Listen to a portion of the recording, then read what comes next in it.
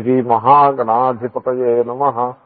सदाशिवसमारम्भाम् शङ्कराचार्यमध्यमाम् अस्मदाचार्यपर्यन्ताम् वन्दे गुरुपरम्पराम्। ॐ भद्रम् कर्णेभिः शृणुयाम देवाः भद्रम् पश्येमाक्षभिर्यजत्राः स्थिरैरङ्गैस्तुष्टुवागुंसस्तनूभिः यशेम देवहितम् यदायुः। स्वस्ति न इन्द्रो वृद्धश्रवाः स्वस्ति नः पूषा विश्ववेदाः स्वस्ति नस्तार्क्ष्यो अरिष्टनेमिः स्वस्ति नो बृहस्पतिर्दधातु। ॐ शान्तिः शान्तिः शान्तिः। यदा पश्यः पश्यते रुक्मवर्णम् कर्तारमीशम् पुरुषम् ब्रह्मयोनिम् तदा विद्वान् पुण्यपापे विधूय निरञ्जनः परमम् साम्यमुपैति। యదా పశ్యః పశ్యతే, యదా అంటే ఏ కాలమునందైతే, అంటే ఆ యదా అనే పదానికి అర్థం ఏంటంటే అటువంటి కాలము చాలా దుర్లభమైనది అని అభిప్రాయం.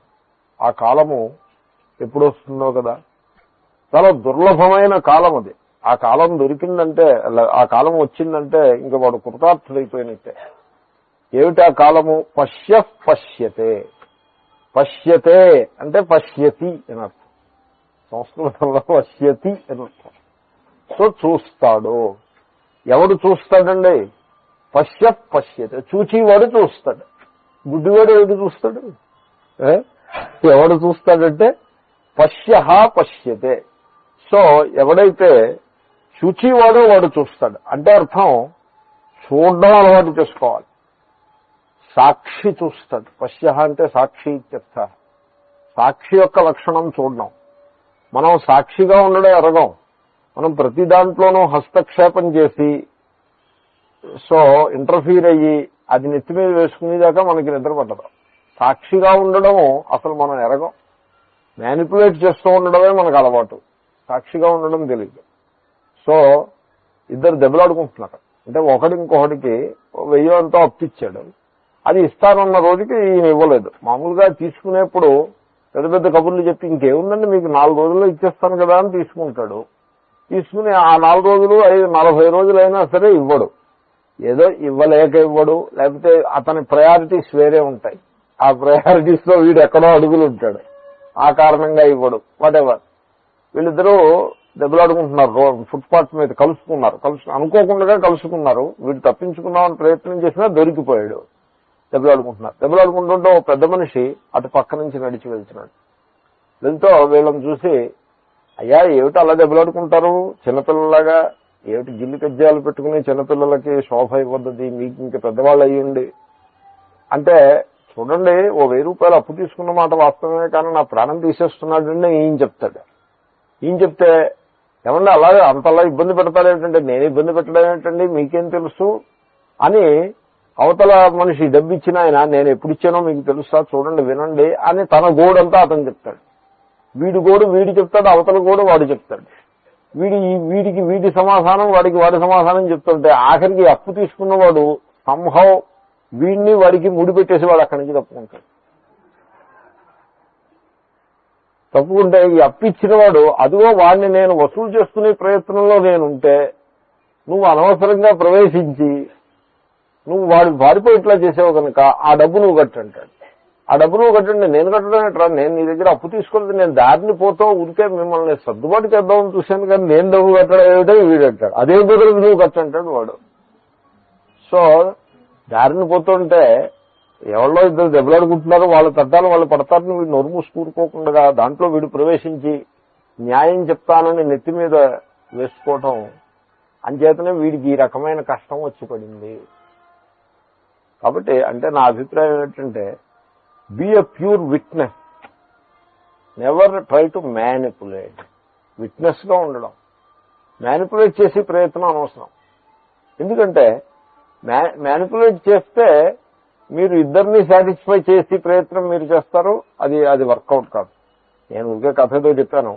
సో దాని అభిప్రాయం ఏమిటంటే, మనం జీవితంలో వచ్చిపోయేటువంటి ఈ సుఖ దుఃఖాల విషయంలో కేవలం పశ్యః అంటే సమాజంలో ఉండే గొడవల్లో తలదూర్చవద్దు అని ఒక అభిప్రాయం. అది కూడా మంచి సలహా అది.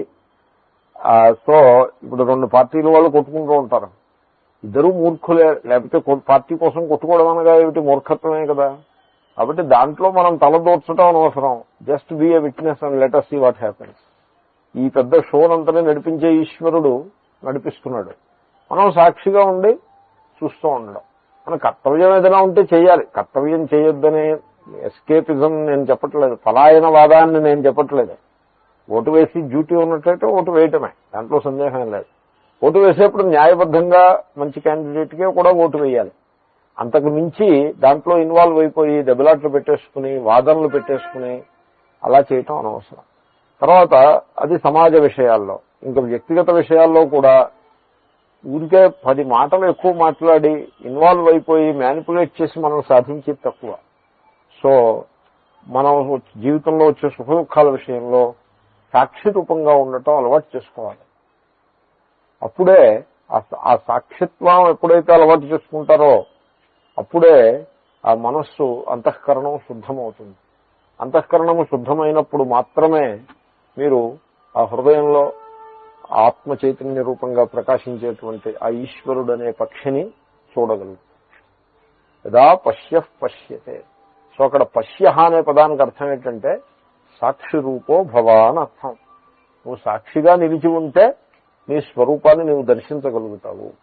ఎటువంటి స్వరూపం? రుక్మవర్ణం. రుక్మం అంటే బంగారం. సో ఇప్పుడు సంపద 2 రకాలుగా ఉంటుంది. ఒకటి భూమి, భూస్వామి, ల్యాండ్ లార్డ్. ఇంకొకటి బ్యాంకర్, ధనరూపంగా సంపద. శ్రీరాముడు భూస్వామి, సీతాదేవి భూమికి సంబంధించి భూరూపమైన సంపదకి ప్రతీక ఆవిడ. అలాగే శ్రీకృష్ణుడు బ్యాంకర్, రుక్మిణి. రుక్మ అంటే ధనం, డౌ రుక్మిణి. రుక్మ అస్తి రుక్మిణి. ఆ రుక్మ శబ్దం నుంచి వచ్చింది రుక్మిణి. రుక్మ అస్య, రుక్మం జ్ఞానం లాగా. రుక్మం అస్యాస్తి రుక్మి. వీళ్ళ అన్నగారు రుక్మి, వాడు బాగా డబ్బు బ్యాంకర్ వాడు. ఈవిడ కూడా బ్యాంకరే. ఎందుకంటే వీళ్ళ నాన్నగారు కొన్ని లక్షల రూపాయలు రుక్మి పేరు మీద, ఇంకో కొన్ని లక్షల రూపాయలు రుక్మిణి పేరు మీద వేశారు. ఆవిడ పెద్ద మూట వేసుకుని వచ్చింది ఆవిడ శ్రీకృష్ణుడి దగ్గరికి. ఆవిడే ఉత్తిగా ఏం రాలేదు, ఆవిడ పేరే రుక్మిణి. సో రుక్మం అంటే బంగారము, డబ్బు. క్యాష్కి రుక్మం అని పేరు. క్యాష్ గలగలలాడుతుంది. ఆ సౌండ్, క్యాష్ యొక్క సౌండే విలక్షణంగా ఉంటుంది, చాలా అట్రాక్టివ్ గా ఉంటుంది. అలాగే క్యాష్ యొక్క రూపం కూడా అట్రాక్టివ్ గానే ఉంటుంది, దాని ఆకారం కూడా చాలా అట్రాక్టివ్ గా ఉంటుంది. ఎనివే రుక్మం అంటే బంగారము. రుక్మవర్ణం, బంగారు రంగు గలది ఆత్మ. ఆత్మ బంగారు రంగు గలది అంటే స్వయం ప్రకాశము అని. అంతేగాని అది బంగారంలో మెరిసిపోతూ ఉంటుందని కాదు. వేదాంతం కదా ఇది, ఏమి తంత్రమును మరొకటి కాదుగా. సో స్వయం ప్రకాశమైన ఆత్మతత్వాన్ని వాడు చూస్తాడు. తర్వాత కర్తారం, ఈశం. ఈ ఆ పరమాత్మ, సర్వ జగత్తు కూడా ఆ పరమాత్మ నుండియే ఆవిర్భవించినది. సర్వ జగత్తు కూడా ఆ పరమాత్మ చేతనే శాసించబడుతూ ఉన్నది. సో అటువంటి ఆ పరమేశ్వరుణ్ణి హృదయంలో ఆత్మరూపంగా దర్శిస్తాడు. పురుషం, పూర్ణ చైతన్య స్వరూపమైనటువంటి ఆ పరమేశ్వరుణ్ణి. బ్రహ్మయోనిం, అది ఏ బ్రహ్మ. బ్రహ్మ అంటే నిరతిశయం బృహత్, దేశ భావనలకన్నిటికీ అతీతమైనటువంటి ఆ అఖండ సద్రూపమైనది సత్త. మనకి తెలుసున్న సత్త దేశ పరిచ్ఛిన్నంగా తెలుస్తూ ఉంటుంది. మనకి ఉంది అని మనం అన్నామంటే ఈ కాలంలో ఉంది, ఈ దేశంలో ఉంది, ఈ రూపంగా ఉన్నది అని ఆ విధంగా తెలుస్తూ ఉంటుంది. కానీ పరబ్రహ్మ ఈ నామరూపములకు అతీతమైనటువంటి కేవల సత్తా రూపము బ్రహ్మ. యోనిం, అదియే సర్వ జగత్కారణం కూడా. అటువంటి సకల జగత్కారణమైన బ్రహ్మ. అంటే దీన్నే నేను చాలాసార్లు మీకు మనవి చేశాను. The mystery of the universe. ఈ ఆకాశము, ఈ పంచభూతాలు, ఈ సమాజము, ఈ నక్షత్రాలు, ఈ జగత్తు, what is the mystery behind all this? That mystery. And what is the mystery behind this person? ఈ మైక్రోకాజంలో ఈ మిస్టరీ. ఈ రెండు వేర్వేరు మిస్టరీస్ అనుకుంటాడు. ఆ మిస్టరీకి పేరు ఈశ్వరుడు అని పేరు పెట్టాడు. ఈ మిస్టరీ వెనకాల ఉన్నదాని పేరు జీవుడు అన్నాడు. జీవుడని అన్నాడే కానీ ఆ జీవుడు ఏమిటో వీడికి తెలిసి జీవుడు అన్నమాట కాదు. జీవుడని ఉడికే ఓ పేరు ఒకటి పెట్టాడు, తెలిసి పెట్టింది ఏం కాదు అది. అలాగే ఈశ్వరుడని ఇంకో పేరు పెట్టాడు. ఈ రెండు వేరువేరని వీడు భావన చేస్తున్నాడు. కానీ ఆ ఈశ్వరుడే ఈ జీవుడు. ఈశ్వరుడే జీవుని రూపంగా కనబడుతున్నాడు. ఈశ్వరుడు జీవుడు అయ్యాడని కాదు, ఈశ్వరుడే జీవరూపంగా ప్రకటమవుతున్నాడు. సో ఆ సత్యాన్ని వీడు చూస్తాడు. తదా విద్వాన్. అప్పుడు అంటే అర్థమేమిటి? తన పరిచ్ఛిన్నమైన జీవభావాన్ని ఈశ్వరుని యందు విలీనం చేసేస్తాడు. అప్పుడు ఆ జ్ఞానం చేత విద్వాన్ పుణ్యపాపే విధూయ. విధూయ అనే పదము చాలా విలక్షణమైన పదము. గుర్రము తన అలసటని తీర్చుకోవటం కోసం ఇలా విదిలించుకుంటుంది. దాన్ని విధూననము అని అంటారు. విధూయ అంటే విదిలించుకుని. గుర్రం కనుక ఇళ్లలా విదిలించుకుందంటే దాని దుమ్ము అంతా పోతుంది. అది శరీరంలో ఆ రోమాలని పట్టుకున్నటువంటి దుమ్ము అంతా పోతుంది. అంతేకాకుండా అలసట అంతా పోతుంది అని చెప్తారు. సో అలాగే గుర్రం ఎలాగైతే ఈ దుమ్ముని, అలసటని విధూననం చేత త్రోసిపుచ్చేస్తుందో అదే విధంగా ఈ జ్ఞాని కూడా తన యొక్క ఆ ఈగోని, అహం అనేటువంటి ఆ న్యూక్లియస్ ని సర్వమునందు విలీనం చేసేసి, ఆ ఈశ్వరుని యందు విలీనం చేసేసి, సర్వరూపంగా ఉండే ఈశ్వరుని యందు విలీనం చేసేసి ఇంకా పుణ్యపాపములకు అతీతమైన స్థితిలో ఉండిపోతాడు. ఇప్పుడు మీరు ఒక గ్లాసు నీళ్లు తీసుకుని పైకి విసిరారనుకోండి, మళ్ళీ గ్లాసు నీళ్లు కింద పడతాయి. అదే గ్లాసు నీళ్లు తీసుకుని ఇవాపరేట్ చేసేసారనుకోండి, చేసేస్తే ఏమవుతుంది? మళ్ళీ కిందకు వస్తుంది? అది రాదు, సర్వంలో కలిసిపోతుంది. సో పరిచ్ఛిన్నమైన జీవభావంతో చచ్చిపోయిన మరణించిన వాడు మళ్ళీ వెనక్కి వస్తాడు. ఏదో రూపంగా మళ్ళీ వెనక్కి వస్తాడు, పైకి నీళ్లు విసిరినట్టే. అదే ఇవాపరేట్ చేసిన వాటర్ లాగా జ్ఞాని సర్వంలో కలిసిపోతాడు తప్పిస్తే ఇంకా మళ్ళీ వెనక్కి రావడానికి అక్కడ న్యూక్లియస్ ఏ ఉండదు. సో ఆ విధంగా పుణ్యపాపే విధూయ. పుణ్యం కానీ పాపం కానీ అవి కాంబినేషన్. కొంత ఇది కొంతది ఉంటుంది. పుణ్యం ఎక్కువ ఉండి పాపం తక్కువ ఉంటే దేవలోకంలో పుడతాడు, లేకపోతే టెక్సస్ లో పుడతాడు. వాటెవర్. దేవలోకంలో అంటే టెక్సస్ ఏదో అలాంటిది పెట్టుకోవచ్చు, అదే స్విట్జర్లాండ్ లో పుడతాడు బహుశా. పాపం ఎక్కువ పుణ్యం తక్కువ ఉందనుకోండి సౌదీ అరేబియాలో పుడతాడు. అంత పైన ఏముండదు, పైనంత ఇసుక తప్ప పైన ఏముండదు. అప్పర్ క్వార్టర్స్ ఆర్ ఎంప్టీ, అంతా కిందే ఉంటుంది. అంటే ఆయుధ అంతా కూడా కిందే, సంపద అంతా కాళ్ళ కింద ఉంటుంది. ఏముందో అది కాళ్ళ కింద ఉంటుంది. ఇంకా ఊపర్ కుచ్ నహీ హై. సో సౌదీ అరేబియాలో పుడతాడు. సౌదీ అరేబియాలో పుట్టడం కానీ అక్కడ బ్రతకడం కానీ అది చేసుకున్నటువంటి పాపానికి ఫలం ఉంది. ఎందుకంటే అక్కడ మీరు కృష్ణ అని పైకి అనకూడదు, గీత పుస్తకం పట్టుకోకూడదు. ఇంకింతకంటే దౌర్భాగ్యం ఇంకేముంటుంది. సో ఎనీవే, పుణ్య పాపే విధూయ. మిశ్రమం అనుకోండి 50-50 బిజినెస్. ఇప్పుడు ఫుట్బాల్ గోల్ పడిందా లేదా అని అడిగారు, 50-50 అన్నాడు. పడ్డట్టుగా పడలేదు. ఆ రకంగా వీడు 50-50 మనుష్య జన్మ అంటే భారతదేశంలో పుడతాడు 50-50. మళ్ళీ పుణ్యం చేసుకుని జ్ఞానాన్ని పొందే అవకాశం. వేరే న్యూక్లియస్ ఉన్నట్లయితే మళ్ళీ పైకి వెళ్ళి వాపస్. న్యూక్లియస్సే లేకపోతే పుణ్య పాపే విధూయ. గుర్రం ఇలా విదిలించేప్పటికీ దుమ్మంతా పోతుంది, అలసట పోయినట్టుగా ఈ జ్ఞాని ఇలా విదిలించేప్పటికీ పుణ్యం పోయే పాపం పోయే. ఇవి ఎక్కడికి పోతాయని అడిగారు. ఓ ప్రశ్న వచ్చింది, మీమాంస ఒకటి చేశారు చోట. సందర్భం వచ్చి గుర్తు చేసి చెప్తున్నాను. చాందోగ్యంలో ఉంది ప్రసంగం. సో బ్రహ్మసూత్రంలో కూడా ఒక అధికరణంలో చర్చ చేశారు. ఈ పుణ్యభోగాలు ఎక్కడికి పోతాయన్నారు. ఏముంది, మహాత్ములు పాదాలకి దండం పెడుతూ ఉంటారు చూడండి, వాళ్ళకి పుణ్యం, రబాఫ్ పుణ్యం. రబాఫ్ అంటే అది అలాగా రవ్వు చేసినట్టు కాళ్ళకి అలపెట్టినప్పుడల్లా కొంత పుణ్యం వచ్చేస్తూ ఉంటుంది. ఎందుకంటే జ్ఞానికి పుణ్యం అక్కర్లేదు కదా. తర్వాత వీడిని ఇబ్బంది పెడతాడు ఒకడు. వీడికి హింసకుడికి ఫోన్ చేసి దెబ్బలాడడం ఇలాంటి పని ఏదో చేస్తాడు. ఉంటారు దోవల్లాంటి వాళ్ళు కొంతమంది ఉంటారు. వీటి ఏదో హింస, వీడి దాన్ని వీడు బతుకుతూ ఉంటాడు. బతుకుతూ ఉంటే వాడి దగ్గరికి వెళ్ళి వాడిని హింస పెడతాడు. వాడు పట్టుకోవాలి ఆ పాపాన్ని. He has to capture it. మహాత్ముల్ని ఉరికే తీరు కూర్చుని మహాత్ముల్ని నిందించటం చేశారనుకోండి, పెద్ద మహాత్ముడు కొండంత మహాత్ముని పట్టుకుని ఆయన పెద్ద ఆయనకి ఏం తెలియదని వీడు అన్నాడు అనుకోండి, అంటే వీడు అన్నమాట సత్యం అయితే పోన్లండి, సత్యవచనం పలికేడుక పుణ్యం ఏం రాదు, పాపం కూడా రాదు. కానీ వీడు అన్నమాట కనుక సత్యం కాకపోతే పాపం వస్తుంది. ఓసారి ఒక అతను నాతో ప్రసంగంలో వాడికే వచ్చు అన్నాడు. నేను చెప్పాను, చూడు అలా మాట్లాడదు, ఇప్పుడు మహాత్ముల గురించి అలా ఏకవచన ప్రయోగం చేసి నిందారూపంగా మాట్లాడదు. ఎందుకంటే పాపభాజనుడు అయిపోతావు. ఆయనకి ఏమొచ్చో నీకు తెలుసా? నీ అర్హత ఎంతో నువ్వు చూసుకుని మాట్లాడద్దు. నీకేమీ తెలియదు, ఆయన గురించి నాకు తెలుసు, ఆయన గొప్ప జ్ఞాని. అలా మాట్లాడి పాపం చుట్టుకోకని చెప్పి నేను సలహా చెప్పాను, ప్రేమతో సలహా చెప్పాను. ఎందుకంటే అతను చేస్తున్న పొరపాటు చేస్తున్నాడని చూశాను కనుక. కాబట్టి ఈ విధంగా పాపాన్ని పుణ్యాన్ని సమాజికులు సర్దుకుంటారు. They collect it.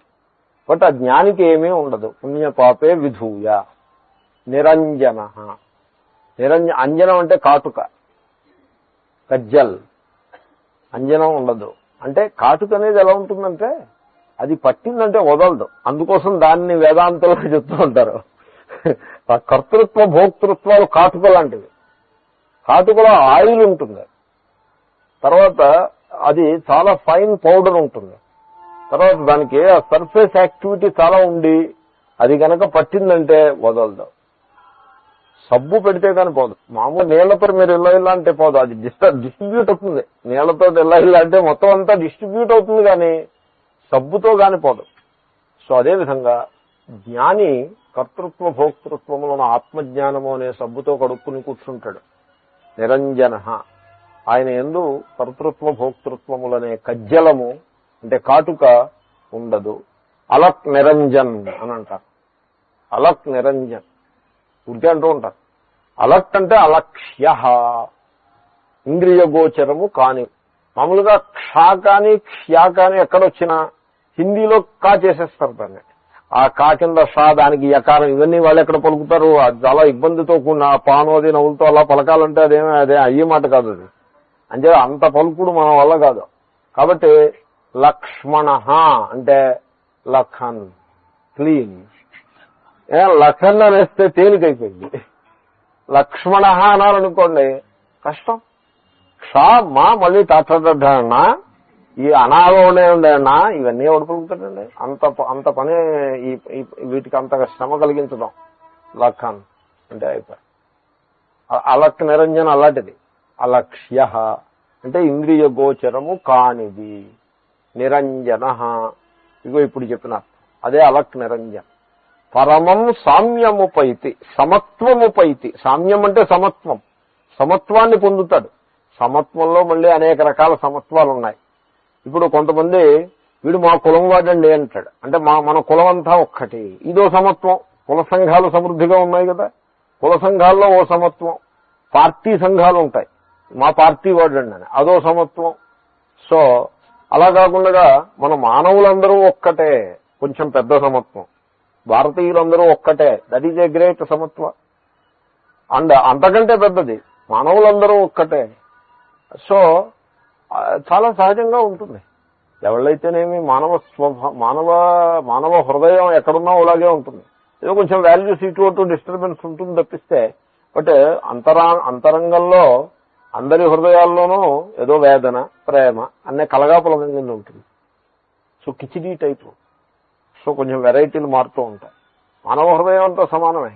కాబట్టి దీంట్లో పెద్ద వీళ్ళు రకం మానవులు, వాళ్ళు ఇంకో రకం మానవులు అని ఆ విభాగాలు చేసుకోవటంలో పెద్ద వివేకం ఏం లేదు. బట్ చేసుకునేవాడు చేసుకుంటాడు. కాబట్టి సర్వ మానవులు ఒక్కటే అని దర్శిస్తే ఆ సామ్యంలో కొంచెం హయ్యర్ లెవెల్. సర్వ ప్రాణులు ఒక్కటే. పరమం సామ్యముపైతి, సర్వోత్తమమైన సమత్వాన్ని అంటే అహం బ్రహ్మాస్మి అనేటువంటి సమత్వాన్ని ఉపైతి పొందేస్తాడు అజ్ఞాని. భాష్యం. అన్యోపి మంత్ర ఇమమేవార్థమాహ సవిస్తరేణ దుష్టరం. ఇది అవతారిక. ఇంకో మంత్రం అంటే సమానే వృక్షే అనే మంత్రంలో చెప్పారు దుష్టం యదా పశ్యతి అన్యమీశం. అన్యం అంటే ఈ ఉపాధి విలక్షణమైనటువంటి ఆ పరమాత్మతత్వాన్ని ఎప్పుడైతే చూస్తాడో ఆ పరమాత్మతత్వాన్ని చూసినప్పుడు వాడికి అర్థమైపోతుంది, అరే ఈ కర్మవాదులందరూ కర్మ చేసుకునే వాళ్ళందరూ మేము దేవుణ్ణి ఆరాధిస్తున్నారు, ఆ దేవుడు ఈ దేవుడే, అలాగే ఈ ఉపాసకులందరూ ఉపాసన చేసే దేవుడు ఈ దేవుడే అని వాడికి అర్థమైపోతుంది. సో అని ఆ విషయాన్ని మనం చూసాము. అదే విషయాన్ని ఇంకో మంత్రం కూడా ఇంకొంచెం విస్తారంగా చెప్తోంది, ఆ జ్ఞాన లక్షణాన్ని చెప్తోంది. ఎలా చెప్తోందంటే యదా పశ్య అని మంత్రం అందాము. యదా యస్మిన్ కాలే పశ్యతీతి విద్వాన్ సాధక ఇత్యర్థః. అదే సో పశ్య అంటే పశ్యతీతి పశ్య. సో ఆ విగ్రహవాక్యం అది, దాని ఎటిమాలజీ అది. పశ్యతి చూచేవాడు అని, చూచుచున్నాడు అనే అర్థంలో పశ్య అనే పదప్రయోగం వచ్చింది. సో యస్మిన్ ఏ కాలమునందైతే పశ్య చూచే లక్షణం గలవాడు. ఎవడి చూచే లక్షణం గలవాడు అంటే విద్వాన్ సాధక ఇత్యర్థ. అంటే అభిప్రాయం ఏంటంటే ఇది you will not stumble upon the truth unless you are prepared for it. So chance favours the prepared mind అనేదో అంటూ ఉంటాం. సో ఛాన్స్ లాగా సత్యం మీకు అన్వేషణ రాదు, సత్యం దొరికిపోదు, అలా బై ఛాన్స్ దొరకదు. అలా అనిపిస్తుంది, బై ఛాన్స్ వాడి సత్యాన్ని డిస్కవర్ చేశాడు, బై ఛాన్స్ డిస్కవర్ చేశాడు అని అనిపిస్తుంది. కానీ బై ఛాన్స్ కాదు. వాడికే ఎందుకు వచ్చింది ఆ ఛాన్స్, చుట్టుపక్కల ఆ ఊళ్ళో ఇంకెవరికే ఎందుకు రాలేదంటే వీడే ప్రిపేర్ అయి ఉంటున్నాడు. మ్యాథమెటిక్స్ కానీ కెమిస్ట్రీ కానీ మరొకటి కానీ వాడు ఆ ఫీల్డ్ లో ఉండి అదే భావంలో, అదే భావజాలంలో, అదే ఒక రకమైన భావనా ప్రపంచంలో ఉన్నాడు గనక తక్కువన ఆ సత్యం వాడికి గోచరించింది. ఆ తక్కువని గోచరించింది అనే సందర్భంలో ఇదేదో బై ఛాన్స్ అని మనకు అలా అనిపిస్తుంది. కాబట్టి ఛాన్సే, but chance favours the prepared mind. Serendipity అనేదో అంటూ ఉంటారు. ప్యూర్ సెరెండిపిటీ ఏమీ లేదు. అది person must be prepare. Serendipity అంటే అనుకోకుండా దొరికింది అని, పర్సన్ మస్ట్ బి ప్రిపేర్.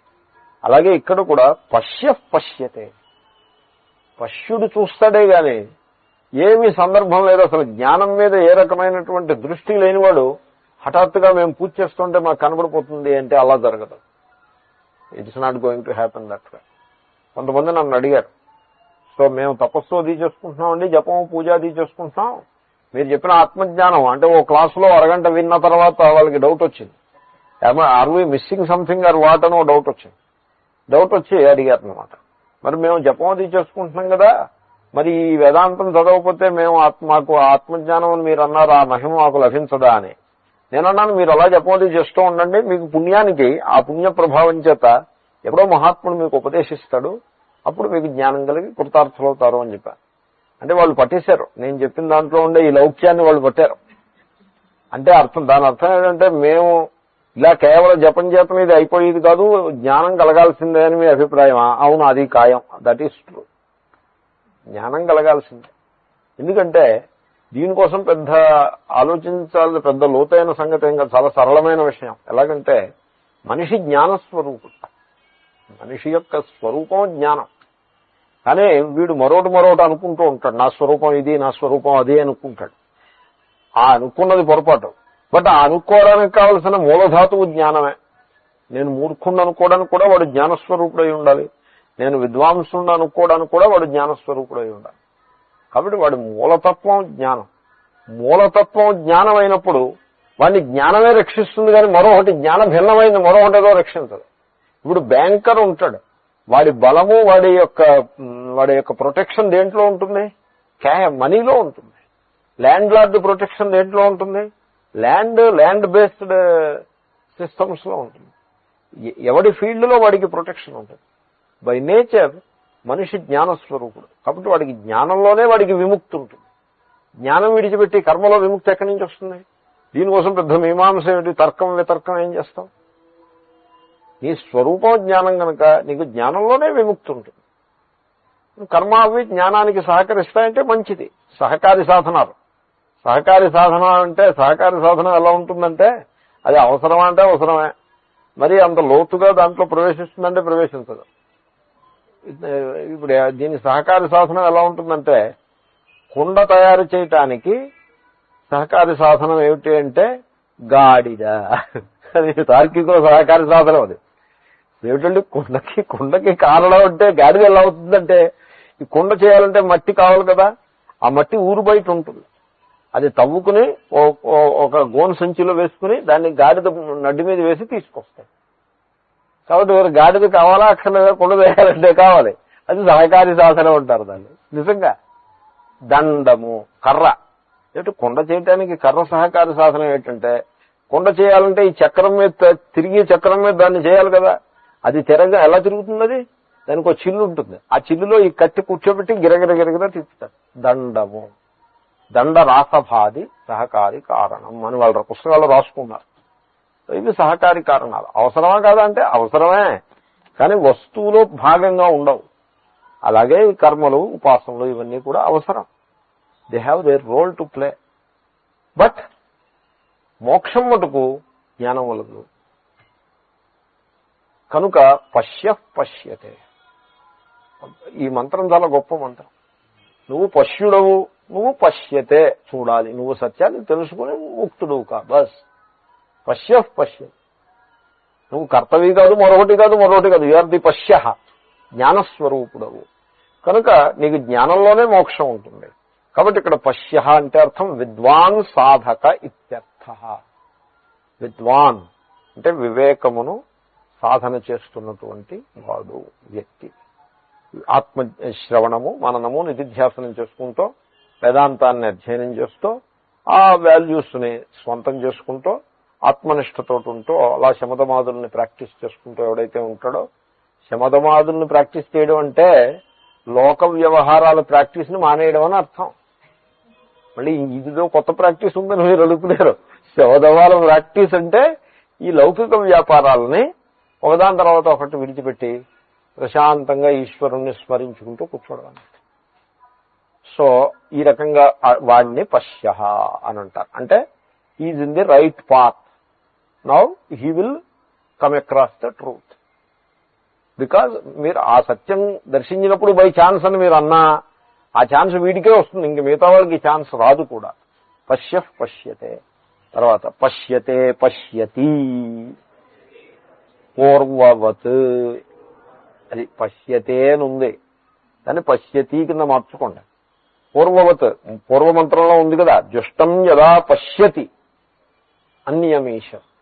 అక్కడ పశ్యతే అంటే ఏమర్థం చెప్పుకున్నారు?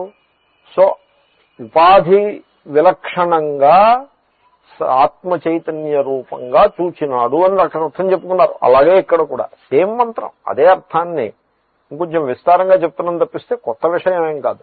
కాబట్టి పూర్వవత్ రుక్మవర్ణం స్వయం జ్యోతిస్వభావం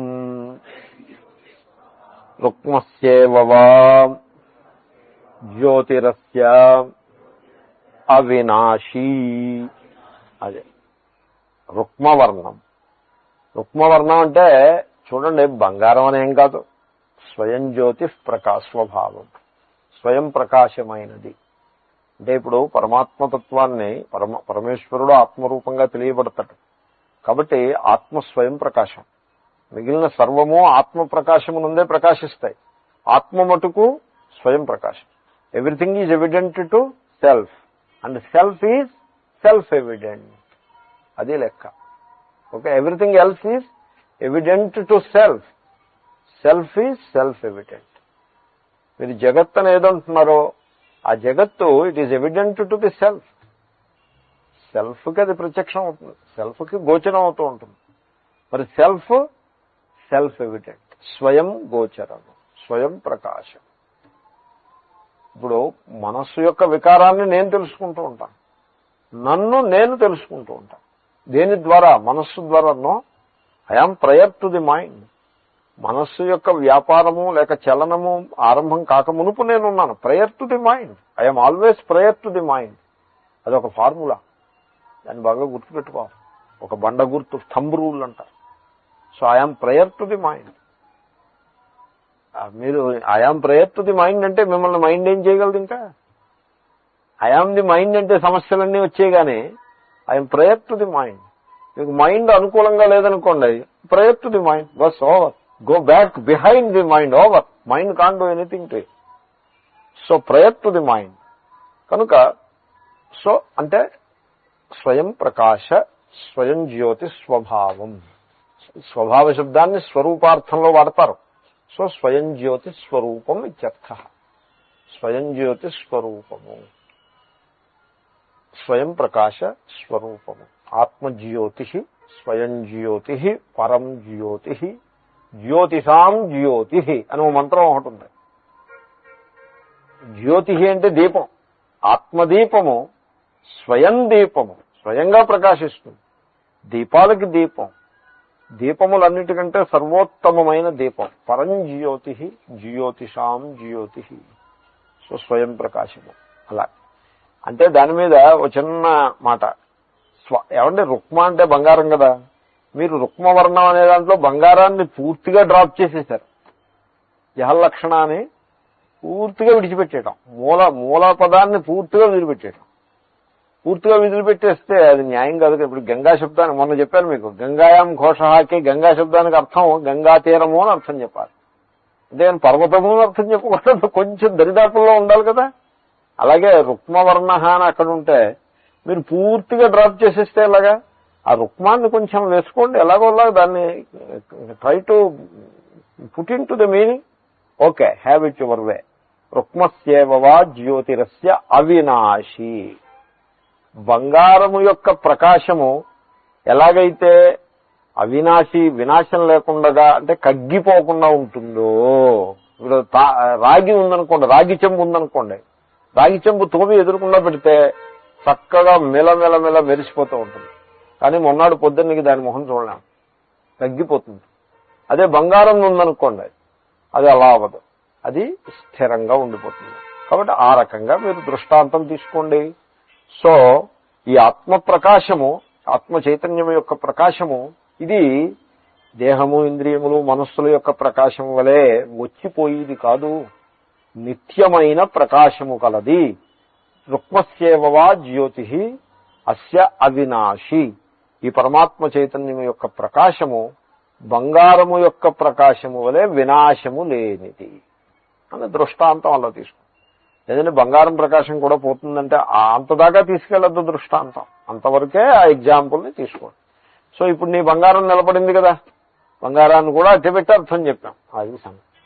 పూర్తిగా బంగారాన్ని విడిచిపెట్టి ఒక అర్థం, బంగారాన్ని కూడా కలుపుకుని ఇంకో అర్థం. ఎందుకంటే కొంతమందికి బంగారం అంటే ప్రీతి, ఆ బంగారాన్ని వదిలిపెట్టడం మీద మనస్సు పడదు. బంగారం వదిలిపెట్టరు, హిరణ్యం అంటూ ఉంటారు. నేను అనేక సార్లు చెప్పాను, ఏమండో హిరణ్యం అంటే బంగారం కాదండి అక్కడ, అనేక సార్లు చెప్పాను. హిరణ్మయేన పాత్రేణ అంటే బంగారపు పాత్ర, బంగారపు గిద్ది అని సూర్యుడిని చూపించి హిరణ్మయేన పాత్రేణ అంటే బంగారపు గిన్నెనా? బంగారపు గిన్నె ఉంది అక్కడ, ఉంటే అలా అనిపిస్తుంది సూర్యోదయ సమయంలో. అది బంగారం ఏం కాదు అది. కానీ జనాలకి బంగారం అంటే ప్రీతి. ఎక్కడి నుంచో వచ్చింది ఈ సంస్కారం. భారతీయులకి మరీ ఎక్కువ, భారతీయులకు బంగారం అంటే ప్రీతి. అమెరికా వాళ్ళు, అమెరికన్స్ చాలా మంది ఈ మధ్యకాలంలో ప్లాటినం నగలు పెట్టుకుంటున్నారు. బంగారపు నగలు కాదు, ప్లాటినం నగలు. నేను ఈ ప్లాటినం నగలు పెట్టుకుంటున్నారని వచ్చినప్పుడు ఎవరో చెప్పారు నాకు. అంటే అది బంగారంలో లేదండి అని నేను అంటే వాళ్ళు చెప్పారు అది ప్లాటినం అండి అని. ఓ వండర్ఫుల్. ఎందుకంటే platinum is costlier than gold. తర్వాత అది అట్మాస్ఫియర్ తో రియాక్ట్ కాదు, చాలా స్టేబుల్ మెటల్.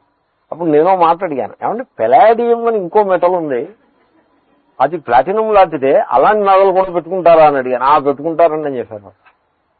సో అంటే బంగారం కంటే ఎక్కువ విలువ అయ్యి ఉండాలి అది. It must be costlier than gold. It's all cost based approach. So అలాగనమాట.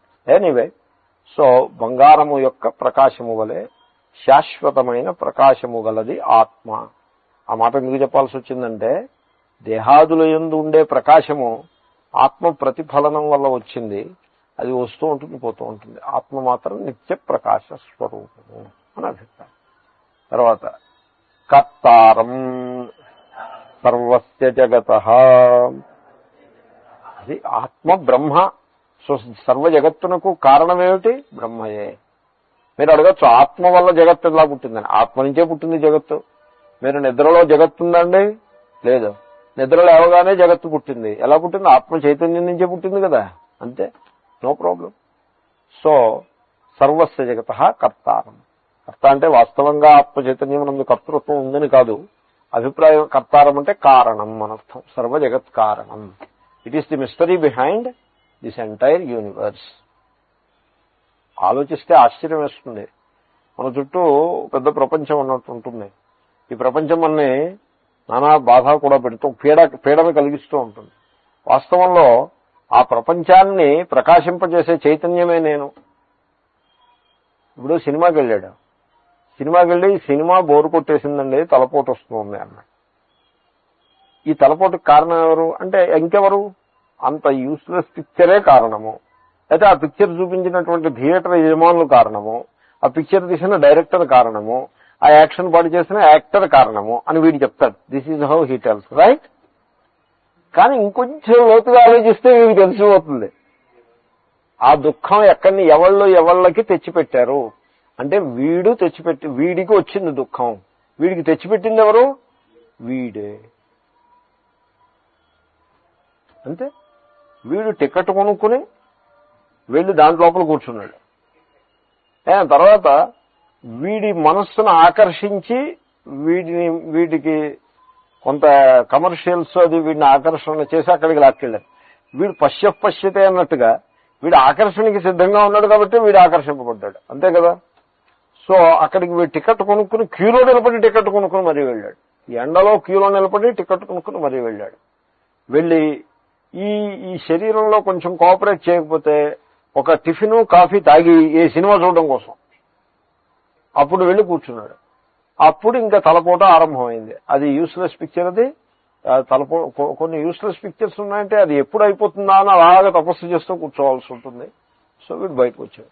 కాబట్టి ఈ దుఃఖం అంతా వీడే తెచ్చిపెట్టుకున్నాడు. ఆ దుఃఖాన్ని ప్రకాశింపజేసింది వీడు, క్రియేట్ చేసింది వీడు, అనుభవించింది వీడు. ఊళ్ళో వాళ్ళ పేరు చెప్తూ ఉంటాడు, వీళ్ళందరి మూలంగా నాకు దుఃఖం వచ్చింది. మన జీవితానికి దీనికి ఏమీ తేడా లేదు. మీరు ఆలోచించి చూడండి, మన జీవితానికి దీనికి ఏమీ తేడా లేదు. అంతే. ఇప్పుడు somebody is causing problem to you అనుకోండి, just drop him off, just drop him like a hot brick, drop him and be done with it, over. కొంత నష్టం వస్తుంది, రానివ్వండి, దిక్కుమాల నష్టం. ఏ నష్టం రాకుండా ఆఖరికి అంతా పోయిదే. ఏదో కొంత నష్టంతో వదిలించేసుకుంటే పీస్ఫుల్ గా ఉండొచ్చు కదా. మనమే వెళ్ళి వాడిని రేగొట్టి వారి చేత చివాట్లు తిని ఆ దుఃఖాన్ని మళ్ళీ కంప్లైంట్ చేసుకుంటూ మనం దుఃఖాన్ని అనుభవిస్తూ ఉంటాం. This is how we do. కాబట్టి ఏ జగత్తు నాకు పీడ కలిగిస్తుందో ఆ జగత్తు యొక్క మూలంలో నేనే ఉన్నాను. ఎందుకంటే నేను ప్రకాశింపజేస్తే కానీ అది ప్రకాశించదు.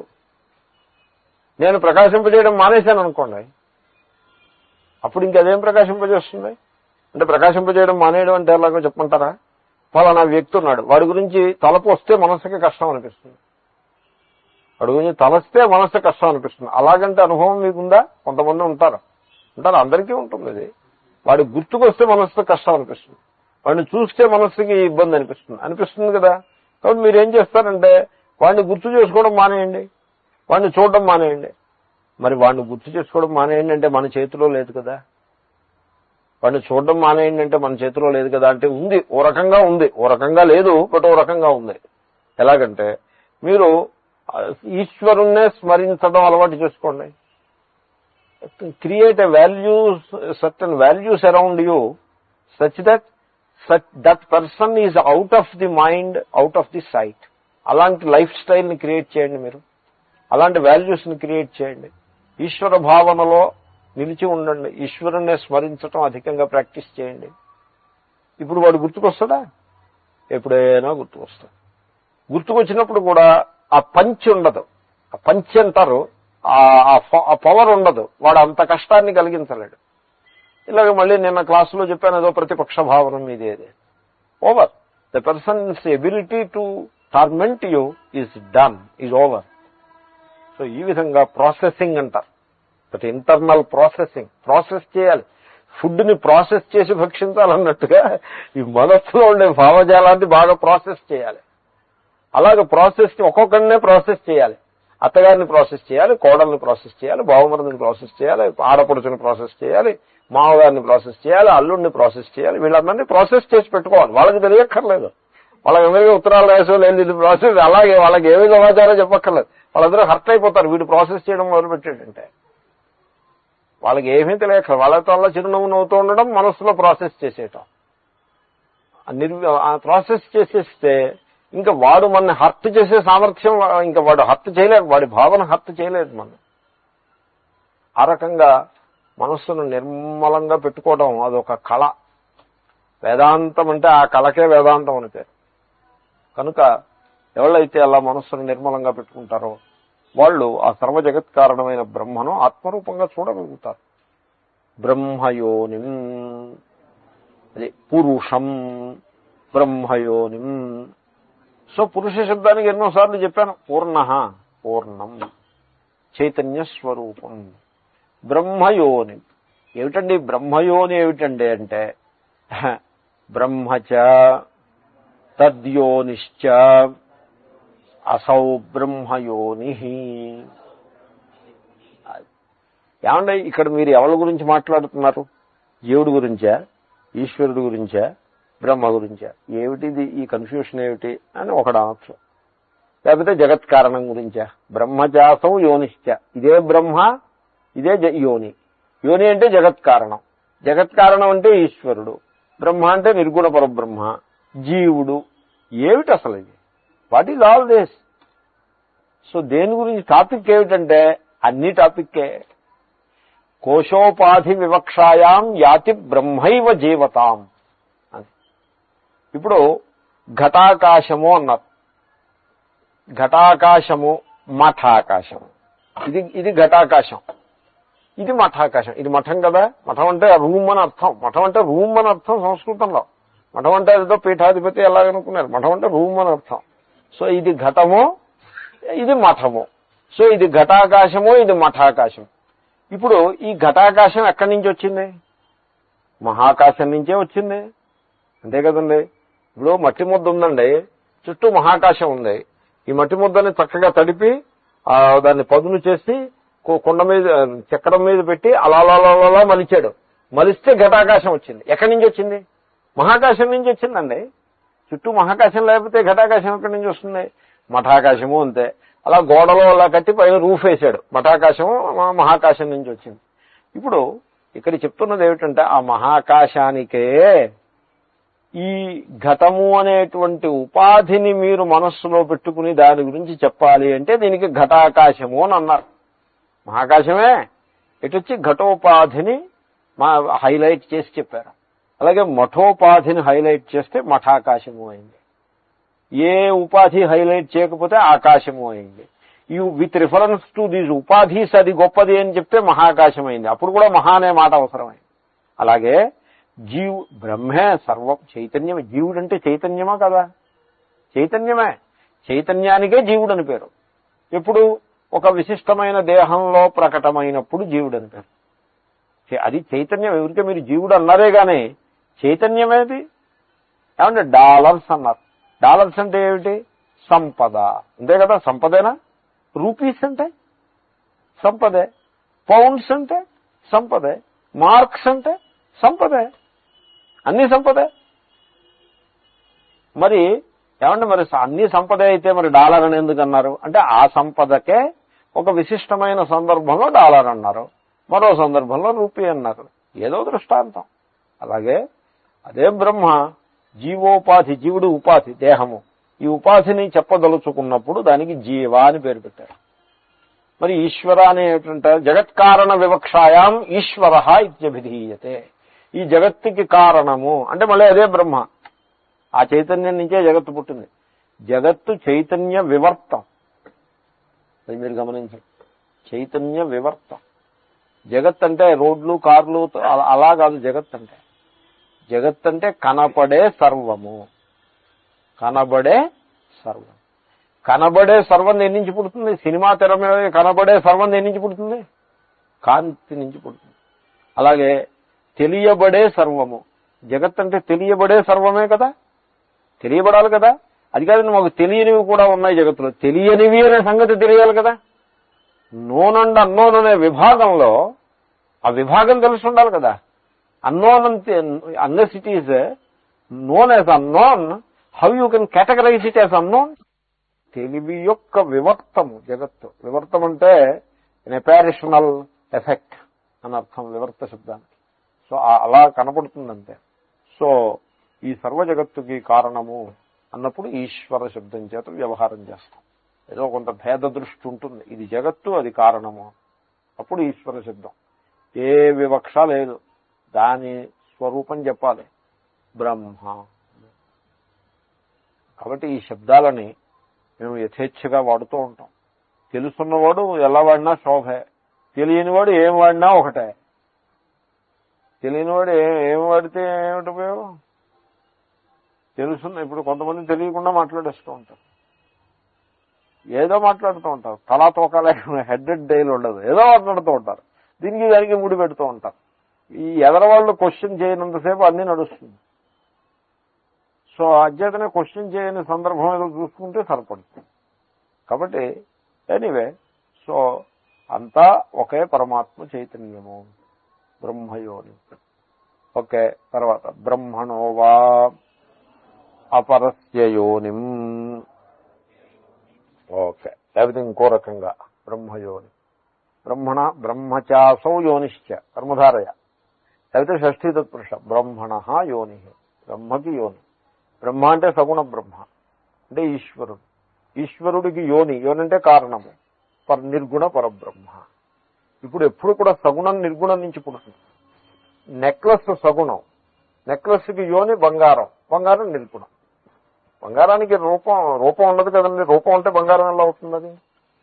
అలాగే నేను అనే జీవభావం సగుణం.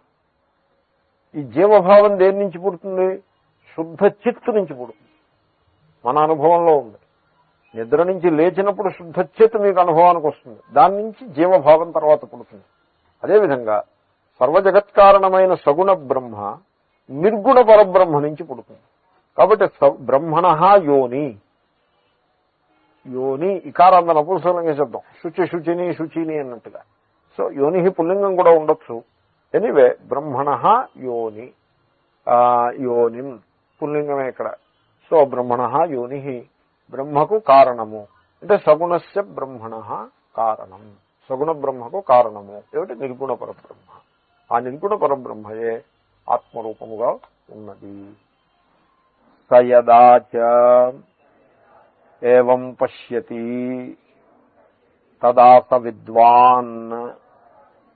అది ఎప్పుడైతే ఈ విధంగా దర్శిస్తాడో అప్పుడు వాడు విద్వాంసుడు, విద్వాన్ అని అనొచ్చు. విద్వాన్ అని తిరుపతి యూనివర్సిటీ పరీక్ష ఒకటి ఉంది, ఇప్పుడుందో లేదో నాకు తెలీదు, మా చిన్నప్పుడు ఉండేది. విద్వాన్ పరీక్ష. ఆ పరీక్ష పాస్ అయితే విద్వాన్ అని మీరు పేరు ముందు పెట్టుకోవచ్చు. పరీక్ష పాస్ అయితే ఎంఏ పాస్ అయితే పేరు వెనకాల ఎంఏ అని పెట్టుకోవచ్చు. ఆ పరీక్ష విద్వాన్ పాస్ అయితే పేరు ముందు పెట్టుకోవచ్చు. అయితే ఈ విద్వాన్ అని మళ్ళీ వాళ్ళు వెడకొట్టారు. ఈ యూనివర్సిటీ వాళ్ళు ఇలాంటి పనులే చేస్తూ ఉంటారు. విద్వాన్ ఏ, విద్వాన్ బి. ఏ బి, ఆ విద్వాన్కి ఏ బి ఏమిటండి? అది విద్వాన్ కా, విద్వాన్ గా అలాంటే అది ఇంకొంచెం శోభగా ఉంటుంది. ఇంగ్లీషు వ్యామోహం. ఇప్పుడు నేను ఇంగ్లీష్లో మాట్లాడతాను, ఇంగ్లీష్లో పాఠం చెప్తాను, ఇంగ్లీష్లో పుస్తకాలు రాస్తాను, కానీ ఇంగ్లీష్లో వ్యామోహం లేదు అని నా గొప్ప నేను చెప్పుకుంటున్నాను, ఏమనుకోకండి. కానీ వీళ్ళు ఇంగ్లీష్ వ్యామోహం నాకు కనపడుతుంది. ఎక్కడ? దేవుడు గర్భగుడిలో ఇంగ్లీష్లో రాస్తారు. గర్భగుడిలో ఇంగ్లీష్ ఎందుకండి? అక్కడ దాకా ఇంగ్లీష్ ఎందుకు? బయట అడ్డు పెట్టచ్చు కదా ఇంగ్లీష్ని. నన్ను కైలాసాశ్రమం వెళ్ళాను ఒకసారి, దాని హెడ్ నన్ను అడిగారు, పాఠం దేంట్లో చెప్తా ఉన్నారు. మరి సత్యం చెప్పాలి కదా, తెలుగులో చెప్తాను, ఇంగ్లీష్లో చెప్తాను. ఇంకెందుకు ఇంగ్లీష్ ఎందుకు అన్నారు. ఇంగ్లీష్ ఎందుకంటే బాబు నేను అమెరికాదే వెళ్తూ ఉంటాను, అక్కడ మరి తెలుగులో చెప్తానంటే కుదరదు కదా. అంటే నువ్వు అసలు ఇంగ్లీష్లో పాఠం చెప్పడం అని ప్రతిజ్ఞ చేయగలవా అని అడిగారు. అంటే నేను అన్నాను అలా చేయలేనన్నా. ఎందుకంటే మా గురువుగారు మా సంప్రదాయం ఉంటుందండి. తర్వాత గురువుగారి సంప్రదాయం అనే కాదు, నా విద్యార్థులు ఉన్నారు, వాళ్ళంటే నాకు చాలా ప్రీతి, వాళ్ళకి నేనేమో నన్ను వాళ్ళు ఎంతో ప్రేమిస్తారు. నేను ఇప్పుడు ఇంగ్లీష్ మాట్లాడను అంటే వాళ్ళందరితోటి నాకున్నటువంటి అనుబంధం అంతా కట్ ఆఫ్ అయిపోతుంది. I just can't imagine it. So why should I do that? ప్రేమ ముఖ్యమా, భాష ముఖ్యమా? భాష has to help the love between people. Anyway, this is my justification. But గర్భగుడిలో ఇంగ్లీష్లో రాస్తారు. గర్భగుడిలో ఇంగ్లీష్లో రాస్తే ఓసారి ఓ ప్రొఫెసర్ గారు వచ్చారు ఈ ఊరు. వారిని నేను ఎయిర్పోర్ట్లో రిసీవ్ చేసుకుని కార్లో తీసుకెళ్తున్నా. ఆయన అడిగారు, ఏమో మీ ఊళ్ళో ఈ బోర్డులన్నీ ఇంగ్లీష్లో ఉన్నాయి, మామూలు వాళ్ళకి ఎలా తెలుస్తాయా ఇవని అడిగారు. చెప్పుల షాప్ ఉందనుకోండి, ఇంగ్లీష్లో బోర్డు పెడతాడు వాడు. What does it mean? దాని పక్కన తెలుగైనా ఉండాలి, లేకపోతే ఇంగ్లీష్ లేకుండా తెలుగైనా ఉండాలి. ఏదో రెండు రకాలుగా ఉండాలి. కానీ చెప్పుల షాపుకి ఇంగ్లీష్లో బోర్డు పెడితే ఇంగ్లీష్ వాడికి ఏం తెలుస్తుంది? ఇప్పుడు ఊళ్ళో ఇంగ్లీష్ రాని వాళ్ళు లేరా? ఏమి విడ్డూరమైన విషయం. ఇంగ్లీష్లో అన్నీ ఇంగ్లీషే, ప్రతి చోట ఇంగ్లీష్ ప్రవేశపెడతారు. Anyway, so the point is Vidwan A Vidwan B, అక్కడి నుంచి వచ్చింది.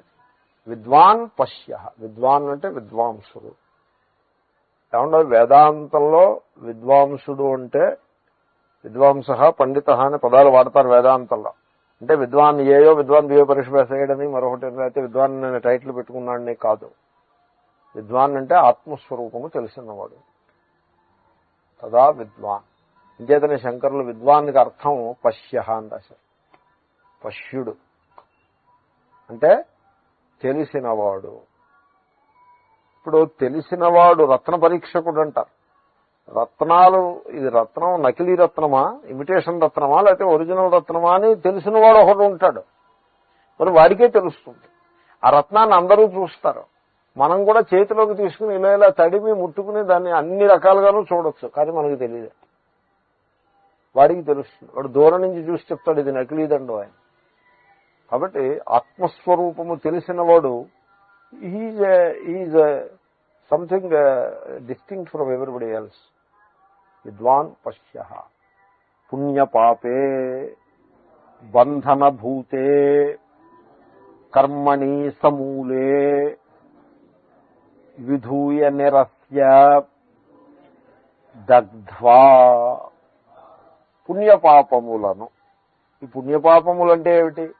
ఏమంటే పుణ్యం కావాలి కానీ పాపాన్ని గురించి తీసిపారేయాలి, కానీ పుణ్యాన్ని కూడా దాంతోపాటు కలిపేశారే. అంటే చూడు, బంధన భూతే, రెండు కూడా బంధహేతువులే. పుణ్యము బంధహేతువే, పాపము బంధహేతువే. ఇప్పుడు ఇది ఎలా ఉంటుందంటే, మనకి అది దూరం నుంచి చూస్తే చాలా అట్రాక్టివ్గా కనపడుతుంది, దగ్గరికి వెళ్తే బంధమే. ఏముంది, బంధం కాకపోతే ఏముంది? సో ఇప్పుడు స్వర్గంలో కూర్చోబెట్టారనుకోండి, స్వర్గంలో ఏముంటాయి? ఏవో డ్యాన్సులు ఉంటాయి, భోజనాలు ఉంటాయి, ఏవో ఇంకా ఏవో భోగాలు, విశాలమైన రోడ్లు ఉంటాయి. స్వర్గలోకం విశాలంగా ఉంటుంది స్వర్గలోకం. ఆ మాట వాళ్ళకి ఇంపార్టెంట్, ఎందుకంటే వాళ్ళ అన్నీ కంజెస్టెడ్గా ఉంటాయి. రోడ్లు మీద చూడటం అది సరిగ్గా లేక పార్కింగ్ సమస్య ఇది అది. స్వర్గలోకంలో ఆ ఇబ్బంది ఉండదు, విశాలం. స్వర్గలోకం విశాలం. సో కూర్చోబెట్టారనుకోండి, దాని మీద ఇంట్రెస్ట్ లేదనుకోండి, వాడికి బంధం అయిపోతుంది. సపోజ్ ఈ doesn't have interest in it. So ఇప్పుడు చిలకని పంజరంలో పెడతారు, దానికి శుభ్రంగా ఖరీదైన ఫుడ్ పెడతారు, తర్వాత నీళ్లు పెడతారు, తర్వాత దానికేమో వెటర్నరీయన్ తోటి ఇంజక్షన్లు కూడా చేస్తారు, మందులు కూడా పెడతారు, మరొకటి కూడా చేస్తారు.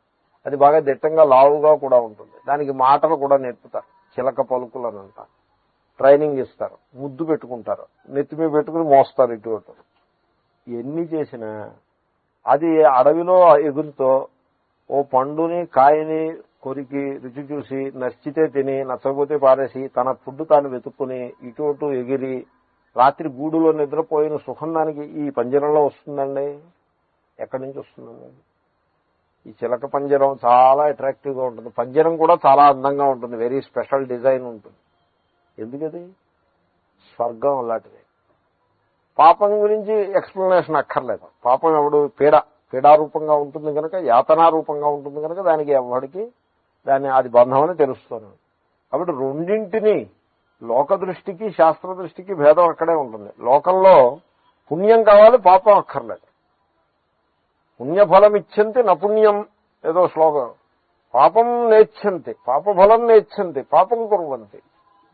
జనులు పాపాన్ని చేస్తారు, పాప ఫలాన్ని కోరరు.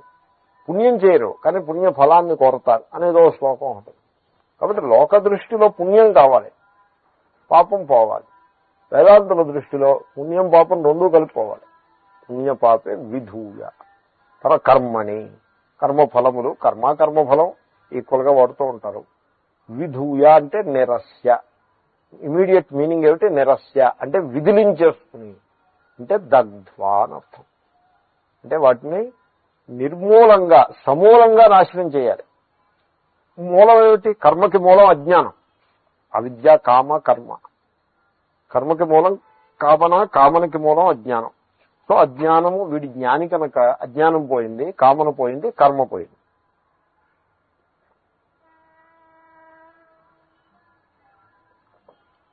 విధూయ నిరస్య దగ్ధ్వా. ఓకే. నిరంజన నిర్లేప విగత క్లేశ. అది అంజనం అంటే లేపం. లేపం అంటే పైన రాసుకునేది, పూత, పైపూతకి లేపము అని పేరు. సో ఈ పైపూతలు ఉంటాయే, ఇవి అది అప్లై చేసుకున్న టైంలో తాత్కాలికంగా కొంత శోభను తీసుకొచ్చినట్టుగా కనపడతాయి. ఆఖరిగా ఫైనల్ గా అవి ఇంప్యూరిటీస్ కింద మిగిలిపోతాయి. కంటికి కాటుకు పెట్టుకున్నారనుకోండి, పెట్టుకున్న గంట 2 గంటలో ఇట్ ఈస్ బ్యూటిఫుల్, బట్ ఆ తర్వాత you have to wash it away because it is impurity. అలాగే ఎవ్రీథింగ్ ఎల్స్. ఈ క్రీమ్ రాసుకున్నారనుకోండి, నిన్న రాసుకున్న క్రీమ్ ఇవాళ అలాగే ఎట్ట పెట్టుకుంటారో ఏమి, దాన్ని వాష్ ఆఫ్ చేసేయాల్సి ఉంటుంది. Because it is all gone. ఇంకా దేహంతో సంయోగం వచ్చిన తర్వాత ఇంకా గాన్నే. ఇప్పుడు చందనం శాండల్ పేస్ట్ ఉందనుకోండి, దాన్ని సీసాలో అట్టబెట్టి గూట్లో పెడితే నెల కాదు సంవత్సరం అయినా అలా ఘుమఘుమలాడుతూ అలాగే ఉంటుంది. అదే పేస్ట్ బొగ్గకు రాసుకున్నారనుకోండి, గంట ఎప్పటికి ఆఖరు దాంట్లో ఓవర్. సో ఎనీవే, ఈ లేపము అనేది అది it becomes N impurity, A binding thing. It is a bondage. Impurity in the sense of bondage. So వీడికి పుణ్యపాపములనే బంధము పూర్తిగా తొలగిపోయింది. నిర్లేప అంటే దానికి శంకర్లు చాలా టెక్నికల్ గా ఆన్సర్ రాశారు. విగత క్లేశ. ఈ క్లేశము అన్నది it's a technical thing. Patanjali Maharshi define చేశాడు క్లేశాన్ని. క్లేశము అంటే ఏం ట్రాన్స్లేట్ చేస్తారు క్లేశానికి? క్లేశము. That is the translation. డుమూవులు. తెలుగులో ఇంకేం చెప్తారు దానికి? అంతకంటే చెప్పడం కష్టం. ఏమో మరి డిక్షనరీలో ఉండొచ్చు పదం. ఇంగ్లీష్లో నాకు తెలుసు, మరి ఇంగ్లీష్లో పాఠం చెప్పేవాడికి తెలుస్తుంది. ఇంగ్లీష్లో దానికి పదం ఏమిటంటే ఎఫ్లిక్షన్ అని పదం. క్లేశము అంటే పీడ అని అర్థం. ఎఫ్లిక్షన్. పతంజలి మహర్షి క్లేశాలు చెప్పారు. క్లేశాలంటే ఫిజికల్ క్లేశాలు కావు, ఎందుకంటే మనస్తత్వ శాస్త్రం. ఫిజికల్ గా క్లేశాలు, that is a different topic. So Patanjali Maharshi చెప్పిన క్లేశాలని శంకరాచార్యులు, శ్రీకృష్ణుడు వీళ్ళందరూ కూడా పతంజలి తర్వాతి కాలంలో వచ్చారు. వీళ్ళు చక్కగా అడాప్ట్ చేసుకున్నారు. ఎందుకంటే ఇంకా ఆ ఎనాలిసిస్ ని you cannot improve upon it. Final it is. ఆయన పతంజలి ఏం చెప్పారంటే క్లేశాలు చిత్త క్లేశములు అని పేరు పెట్టారు. Mental afflictions. మీరు కనుక వీటిని వర్కౌట్ చేసుకోగలిగితే మీ మైండ్ చాలా క్లీన్ అయిపోతుంది. ఏమిటంటే అవిద్య, అస్మిత, రాగ, ద్వేష, అభినివేశా, క్లేశా సూత్రం పతంజలి మహర్షి యోగ దర్శనంలో సాధన పాదంలో 2వ పాదంలో ఉంది సూత్రం. సో ఇవి క్లేశములు. ఏమిటా క్లేశములు? అవిద్య అంటే అజ్ఞానము, నా స్వరూపము దాని గురించి తెలియకపోవడం. ఇప్పుడు మనం అందరం పాఠం చదువుతున్నామా, మనకి తెలుస్తూ ఉంటుంది. ఎలా తెలుస్తుంది? ఏదో నేను ఫలానా అని పేరుని ఇదని అదని ఉన్నా మన యథార్థ స్వరూపం ఇది కాదు అని తెలుస్తూ ఉంటుంది. ఎందుకంటే అది డే ఆఫ్టర్ డే ప్రతి మంత్రంలోనూ ప్రతి క్లాస్లోనూ అలాగా it is hammered and hammered and hammered. కాబట్టి ఏదో పనులేవో చేస్తున్నాం, పాత్రలు పోషిస్తున్నాం, ఉద్యోగాలు చేస్తున్నాం, మరొకటి చేస్తున్నాం, అయినా నా స్వరూపం ఇది కాదు అని ఒక అంశంలో తెలుస్తూ ఉంటుంది. It is something like which is always there in the background. It is always there. మిమ్మల్ని డిస్టర్బ్ చేయదు, అది మిమ్మల్ని ఏం కొట్టదు, మిమ్మల్ని డిమాండ్లు ఏం పెట్టదు, అలా బ్యాక్గ్రౌండ్ లో ఉంటుంది. If you want to fall back upon it, it is there. If you want to ignore it, okay, you can do that. It won't object to it. So అది వేదాంతం యొక్క మహిమది. You can always fall back upon it. It is there prior to the mind అని మీకు నేను thumb rule చెప్పాను. You can always fall back upon it. It is you. Nobody can deny it to you. ఇప్పుడు ఏదైనా technique ఉందనుకోండి, some technique, మీరు ఈ technique చేస్తే మీకు మనస్సు ప్రశాంతంగా ఉంటుందని టెక్నిక్ చెప్పారనుకోండి, మీరు రైల్లో వెళ్తున్నారనుకోండి, ఆ టెక్నిక్ మీరు చేయడానికి ఉండదు.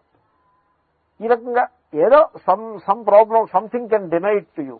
వెరాజ్ మీ స్వరూపాన్ని who can deny it to you? It is always there with you. You can always fall back upon it. So anyway, అసలు అటువంటిది ఒకటి ఉందని కూడా తెలియని వాడు ఎలా ఉంటాడో మీరు ఆలోచించండి.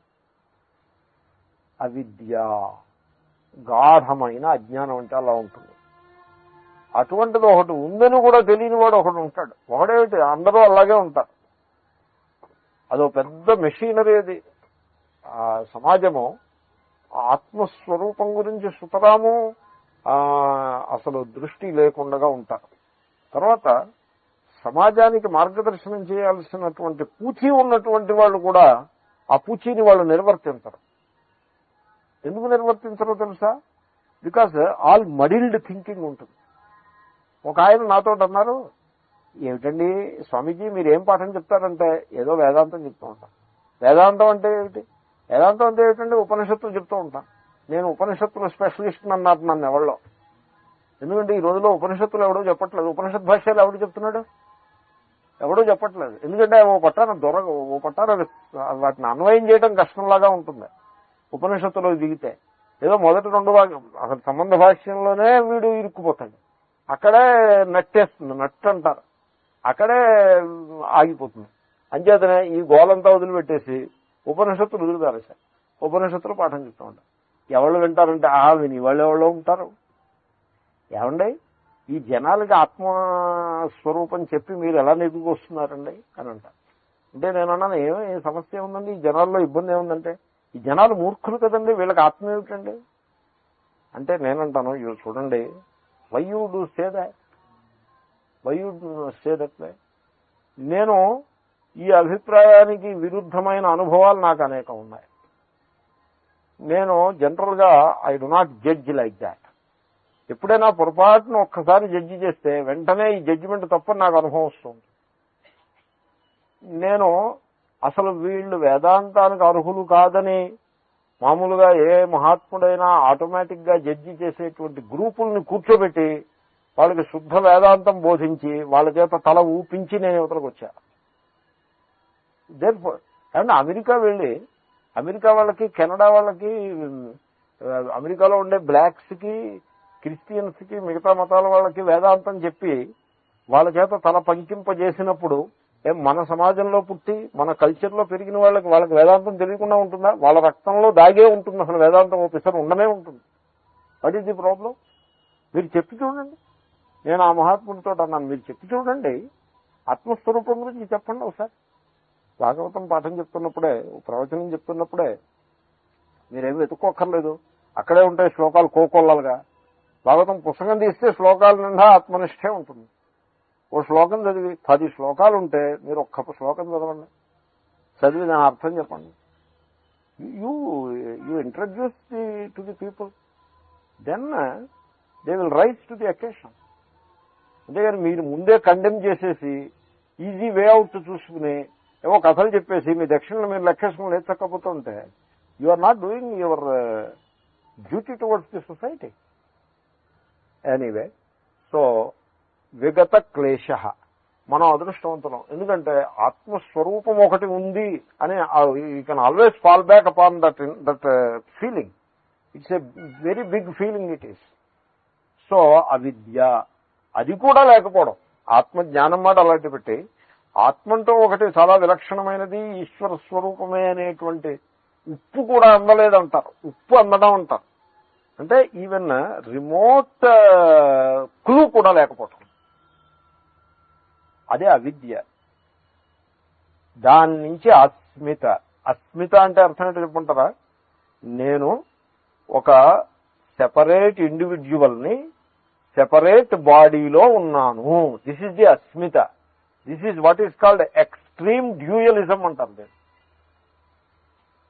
ఇది ఈ ఎక్స్ట్రీమ్ డ్యూయలిజం ఉంది చూసారా, this is against the salt of Hindu philosophy. ఈ ఆచార్యులు తలా తోక లేకుండా ఏదో మాట్లాడతారు, పెద్ద పెద్ద పొజిషన్స్ లో ఉంటే that has nothing to do with the శాస్త్రం ఆర్ సత్యం. హిందూ తత్వశాస్త్రము దిస్ ఎక్స్ట్రీమ్ డ్యూయలిజం ని ఎప్పుడూ అసలు అంగీకరించనే లేదు. Separate ego, an isolated ego in a separate body. Body is separate from everything else, ego is isolated from everything else. This is what I am. ఇంత అజ్ఞానము యొక్క పరాకాష్ఠదే కానీ మరొకట్లేదు. దీన్ని అస్మిత అంటారు. ఈ అజ్ఞానం నుంచి అస్మిత పుట్టింది. చూడండి పతంజలి ఎలాగ అనలైజ్ చేశారో. ఈ అస్మిత ఉంటే దీని నుంచి రాగద్వేషాలు పుడతాయి. ఎందుకంటే ఎన్ isolated ego in a separate body ఉంటాడు, వీడి చుట్టూ జగత్తు ఉంటుంది, జగత్తును చూస్తూ ఉంటాడు. చూస్తూ ఉంటే I like this, I don't like that, I like him, I do not like him, I like her, I do not like her. ఇదే మిగిలింది. ఇంకేం మిగిలింది? రాగద్వేషాలు ఉంటాయి. సో అవిద్య, అస్మిత, రాగ, ద్వేష. ఇంకొకటి ఉంది అభినివేశాః. అభినివేశము అంటే మృత్యు భయం. చచ్చిపోతామేమో అని భయపడుతూ ఉంటాడు. అక్కడికి the story is complete. The story of an ignorant individual is complete. చిత్త క్లేశ. ఈ క్లేశాలు అన్నీ ఒక్కసారిగా పోతాయి. ఎందుకంటే విద్య ఎప్పుడైతే వచ్చిందో ఆ విద్య యొక్క ప్రభావంలో అస్మిత, రాగ, ద్వేష, అభినివేశాలు అన్నీ కూడా అవతలకు పోతాయి. ఏది మిగలదు. అది విగత క్లేశ. నిరంజన అంటే అర్థం అంజనం పోయిందన్నామే, ఇగో క్లేశాలు పోయాయి అని అర్థం దానికి. సో అంజనం ఏమిటంటే, అంజనం అంటే కాటుక. ఈ కాటుక ఏమిటంటే ఇగో ఈ క్లేశాలే. ఇప్పుడు ఆడవాళ్ళు కాటుక ఎందుకు పెట్టుకుంటారో పెట్టుకుంటారు. They must have some reason for it. మొగాళ్ళు కూడా పెట్టుకుంటారు. కాబట్టి ఎక్కడైనా చూసారో మీరు? ఇప్పుడు మైకేల్ జాక్సన్ ఒకడున్నాడు, వాడు కాటుక పెట్టుకుంటాడు. వాడు is the most freaky individual. Is a billion. ఏదో పిచ్చి లోకం అంతే అలాగే ఉంటుంది. Anyway leave it. సో విగత క్లేశ. ఈ క్లేశములు అన్నీ కూడా అవతలకి పోతాయి. వాడు క్లీన్ గా ఉంటాడు. నిరంజన. ఓకే. పరమం సామ్యము పైకి. పరమం ప్రకృష్టం నిరతిశయం సామ్యం సమతాం అద్వయ లక్షణం. వీడు సామ్యాన్ని పొందుతాడు. సామ్యం అంటే రెండు ఒకటవుతాయి, సమం అయిపోతాయి. రెండింటి మధ్య నుండే భేదము తొలగిపోతుంది. దాన్ని సామ్యము అంటారు. అంచేతనే అద్వయ లక్షణం. రెండు ఒకటవడం పేరే సామ్యం. అయితే సామ్యం నిన్న మీకు మనవి చేశాను, ప్రతి జీవితంలో ప్రతి అంశంలోనూ సామ్యం ఉంటుంది. ఓ యంగ్ మ్యాన్, ఓ యంగ్ లేడీ ఒకటవుతారు. పెళ్లి, అది కూడా ఒక రకమైన అద్వయమే. వివాహాన్నే అద్వైతం కింద వర్ణించారు. భవభూతి మహాకవి వివాహం మీద ఒక శ్లోకం ఒకటి చెప్పాడు. అద్వైతం అని మొదలుపెట్టాడు ఆ శ్లోకం. చాలా గొప్ప శ్లోకం. ఇది కోట్ చేస్తున్నానంటే మరి ఎప్పుడో చిన్నప్పుడు చదివిన శ్లోకం. ఇంకా అలా గుర్తుంది, అప్పుడో పూర్తిగా గుర్తులేదు, కొంత గుర్తుంటుంది. అద్వైతం సుఖ దుఃఖయోరనుగతం సర్వా స్వస్థాత్ యత్. మంచి శ్లోకం. గృహస్థుల సమాజంలో చెప్పదగ్గ శ్లోకం. ఈ గృహస్థాశ్రమం ఉన్నదే యత్, ఏదైతే సర్వాసు అవస్థాసు సుఖ దుఃఖయో అద్వైతం అనుగతం. అన్ని అవస్థలలో సుఖ దుఃఖాలలో అద్వైతం ఉంటుంది. అంటే ఏమిటి? భర్త దుఃఖిస్తున్నాడు అనుకోండి, భార్య పార్టీకి వెళ్ళదు. అది మరి అది అద్వైతం అయిపోతుంది. వీడు జ్వరంతో మంచం మీద పడుతున్నాడు అనుకోండి, ఆవిడ పార్టీకి వెళ్ళి డాన్స్ చేస్తుంది అనుకోండి, అప్పుడు మరి ద్వైతం అయిపోయింది కదా. వీడు ఇక్కడ వీడి జ్వరం మాట ఎలా ఉన్నా ఈ ఫీలింగ్ లో వీడు మహా దుఃఖాన్ని అనుభవిస్తాడు. జ్వరమే ఉంది, పారాసిటమాల్ వేసుకుంటే పోతుంది, ఇది ఎక్కడికి పోతుంది. సో కాబట్టి సుఖ దుఃఖాల్లో ఎప్పుడూ కూడా అద్వైతాన్ని మెయింటైన్ చేసుకోవాలి. దట్ ఈజ్ వివేకం అంటే అలా ఉంటుంది. అంచేతనే భర్తకి ఒంట్లో బాగోలేదనుకోండి, ఇంట్లో స్వీట్లు అవి చేసుకుని తినకూడదు. వాడు జ్వరంగా ఉన్నప్పుడు ఏదో బీరకాయ చారు దాంతో కాలక్షేమం చేసేయాలి, కానీ అలా గారెలు బూరెలు అలా పెట్టకూడదు. ఎందుకో తెలిసిన వాడు మంచం మీద కూర్చుని కుమిలిపోతాడు. ప్రతి చిన్న అంశంలో అది మనస్సులో ముద్ర పడిపోతుంది. ముద్ర ఏమైనా పడిపోతుంది? నా సుఖ దుఃఖాలతో వీళ్ళకి సంబంధం లేదని ముద్ర పడిపోతుంది. వాడు వేదాంత క్లాస్కి వస్తే ప్రాసెస్ చేసుకోగలుగుతుంది, ప్రేమించగలుగుతాడు. లేకపోతే ఉక్రోషము పెట్టేసుకుని ఒక నెగిటివ్ ఫీలింగ్ లో పడిపోతాడు. కాబట్టి అద్వైతం సుఖ దుఃఖయో అనుగతి. చూడండి, నేను వేదాంత పాఠం చెప్తానని కౌన్సిలింగ్, మ్యారేజ్ కౌన్సిల్ లాగా మాట్లాడుతుంది. సో సుఖ దుఃఖములలో అద్వైతాన్ని కలిగి ఉండాలి. సర్వాస్వస్థాసయత విశ్రామో హృదయస్య యత్ర. మరి భారత సంస్కృతి అంటే ఇంత గొప్పది. వివాహ బంధము ఇంత పవిత్రమైనది ఇంకెక్కడ మీకు ప్రపంచంలో ఎక్కడా కనపడదు. ఇప్పుడు చూడండి, సమాజంలో మీరు తిరిగి తిరిగి వస్తారు ఇంటికి వచ్చేప్పుడు మీ మనస్సుకి విశ్రాంతి దొరుకుతుంది. హృదయస్య విశ్రామ, బాడీకి కాదు. బాడీకి విశ్రాంతికి అమ్మగారు ఎందుకు? ఆ ఎయిర్ కండిషనర్ ఫ్యాన్ ఉంటే హాయిగా విశ్రాంతే, సోఫా ఉంటే విశ్రాంతే బాడీకి కాదు, హృదయానికి. బాడీకి విశ్రాంతి అనే మాట లేదండి. విశ్రాంతి మనస్సుకే. Body follows suit. సో మనస్సుకి విశ్రాంతి ఎక్కడంటే అమ్మగారు కనపడేప్పటికీ అయ్యగారికి మనస్సు విశ్రాంతి, అలాగే అయ్యగారిని చూసేప్పటికీ అమ్మగారికి మనస్సు విశ్రాంతి లభిస్తుంది. You have to develop that kind of a situation. విశ్రామో హృదయస్య యత్ర జరసా యస్మిన్ అహార్యో రసః. రసః అంటే ప్రీతి. సో జరసా అహార్య. జరస అంటే వృద్ధాప్యం చేత, పెద్ద వయస్సు చేత. అహార్య అంటే తొలగించబడదు. ఆ ప్రీతి వయస్సు పెరిగింది, పెద్ద వయస్సు వచ్చింది కాబట్టి ఇంకా ప్రీతి లేదు అనే మాటే లేదు అసలు. అలా ఉంటే దాన్ని ఇంకేదో కంట్రీ అనాలి, భారతదేశం అనడానికి వీల్లేదు. దాన్ని అదర్ కంట్రీస్ లో ఈ ప్రాబ్లం ఉంది. జరసా యస్మిన్ హార్యో రసః అనే ప్రాబ్లం ఉంది, సీరియస్ ప్రాబ్లం. నేను డిస్కస్ చేస్తే బాగుండదు, నేను చూసి నోరు మూసి ఊరుకుంటాను. Social problem it is, huge problem it is. ఆ ప్రాబ్లం మన మెడికల్ కంపెనీస్ వాళ్ళు ఎక్స్ప్లాయిట్ చేస్తారు. వాళ్ళు మెడికల్ కంపెనీస్ ఉన్నాయి చూసారా, ఈ మల్టీనేషనల్ మెడికల్ కంపెనీస్, వాళ్ళంత రూత్లెస్ గైస్ వాళ్ళే కానీ ఇంకోళ్ళు. They make money out of ill health. వాడి బిజినెస్ ఏంటంటే ఇల్ హెల్త్. ఇప్పుడు మా చిన్నప్పుడు మేము రోడ్డు మీద సైకిల్కి పంచర్ వేసి ఒక ఆయన ఉండేవారు. సైకిల్కి పంచర్లు వేస్తాడు, పంచర్కి పావలా తీసుకునేవారు. సో వాడు ఏం చేస్తాడంటే పొద్దున్నే ఈ మేకులు, ఇనప ముక్కలు ఇవి కొన్ని ఆ కుర్రాన్ని పంపించి ఆ దారం పట ఇక్కడక్కడ చల్లిస్తాడు. చల్లించి వాడి దగ్గరికి పంచర్లు వేసుకుంటూ ఉంటారు. ఓకే, ఈ మెడికల్ కంపెనీస్ సరిగ్గా అలాంటివి. They are just like that. Multinational medical companies, Johnson and Johnson, ఈ మెర్క్, ఇవన్నీ సరిగ్గా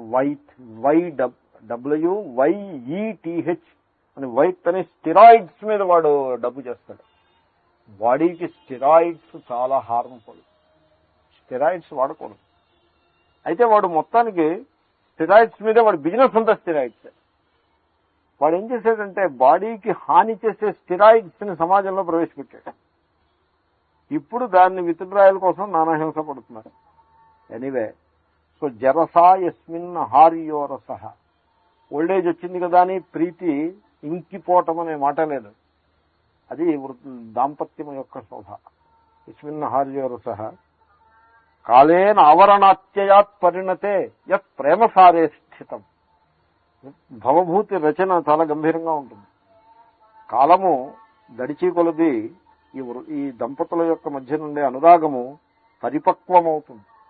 మొట్టమొదటి పెళ్ళాడినప్పుడు కొంచెం కచ్చాపచ్చా ప్రేమ ఉంటుంది, తర్వాత క్రమంగా అది పరిణతం అవుతుంది. కాలేన ఆవరణాత్యయాత్ ఆ వరణ వరించిన రోజు నుండి అత్యయాత్ మరణించి రోజు వరకు ఆ వరణాత్యయాత్ పరిణతి ఈ కాలమునందు పరిణతి చెంది ఏమిటి పరిణతి చెందుతుంది? యత్ ప్రేమ సారే స్థితం ప్రేమ యొక్క సారమునందు నిలిచి ఉంటుంది. భద్రం తస్య సుమానుషస్య కథమప్యేకం హి తత్ప్రార్థ్యతే. శ్లోకం పూర్తిగా వచ్చింది, నేను మర్చిపోలేదు. మొదలుపెట్టినప్పుడు నాకు గుర్తుగా వస్తుందో రాదో నమ్మకం లేదు, ఇప్పుడు వచ్చింది. సుమానుషస్య, సుమానుషం అంటే దాంపత్యము అని అర్థం. సో ఆ దాంపత్య జీవితానికి మంగళమగుగాక, మా కోరిక ఇది ఒక్కటియే అని ఇది సీతారాముల దాంపత్యం గురించి భవభూతి మహాకవి ఉత్తర రామచరితంలో అంటాడు. ఎనీవే, సో సమతాం అద్వయ లక్షణం. కాబట్టి జీవితంలో ప్రతి అంశంలోనూ అద్వైతమే ఉంది. నేను మీకు మనవి చేశాను నిన్న. అద్వైతం అంటే కొంతమందికి చికాకుగా ఉంటుంది, అది అజ్ఞానం చేత వచ్చిన చికాకు తప్పిస్తే అసలు అద్వైతం లేకపోతే జీవితమే లేదు. సో భార్యాభర్తలు ఇద్దరూ అద్వైతం, మేమిద్దరం ఒకటి, ఇంకా మిగతా వాళ్ళందరూ దూరం. ఈ తల్లిదండ్రులు ఆ తల్లిదండ్రులు వీళ్ళందరూ దూరమే, న్యూక్లియర్ ఫ్యామిలీ, మేమిద్దరం ఒక్కటి. సో అలాగ ప్రారంభమవుతుంది అద్వైతం. ప్రారంభమయ్యి ఇంతకంటే కొంచెం పెద్ద అద్వైతం, సర్కిల్ వైడన్. ఎంత వైడన్ అంటే నిరతిశయం అద్వైతం, సామ్యం. ఇంకా ఫర్దర్ గా వైడన్ చేయటానికి వీలు లేనంతగా వైడన్ అవుతుంది. అంటే అర్థం ఏంటో తెలుసిన, ఇదగం సర్వం యదయమాత్మ, ఈ సర్వము కూడా ఆత్మ చైతన్యమునందే సర్వము భాషిస్తోంది.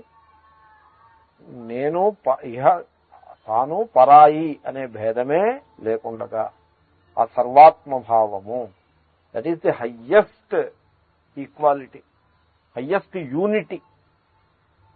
సో శాస్త్రము ఆ యూనిటీ వైపు మనిషిని ముందుకు తీసుకువెళ్తూ ఉంటుంది. సమతాం అద్వయ లక్షణం విద్వాన్, ఆ సమత్వాన్ని వీడు జ్ఞానం చేత పొందినాడు.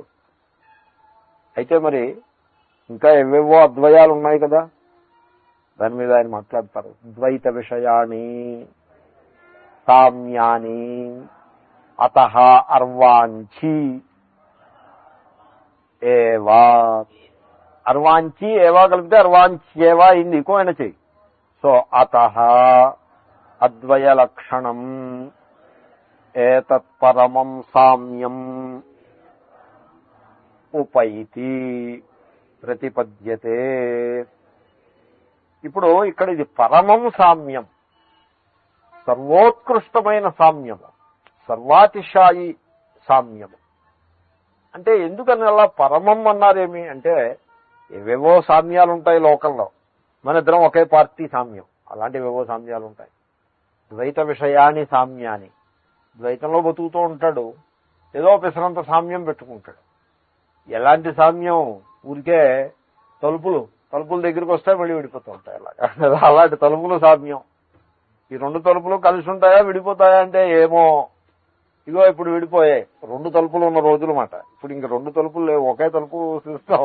రెండు తలుపులు ఉన్న రోజుల్లో ఆ డిజైన్ ఉన్న హౌస్ ఉంటే, సో తలుపులాగా కలుస్తూ ఉంటారు, విడుస్తూ ఉంటారు. ఈ సామ్యాలు, ఈ ద్వైత విషయాన్ని సామ్యాన్ని, ద్వైతంలో కూడా సామ్యాలు ఉంటాయి, భేదభావంలో కూడా ఏవో సామ్యాలు ఉంటాయి.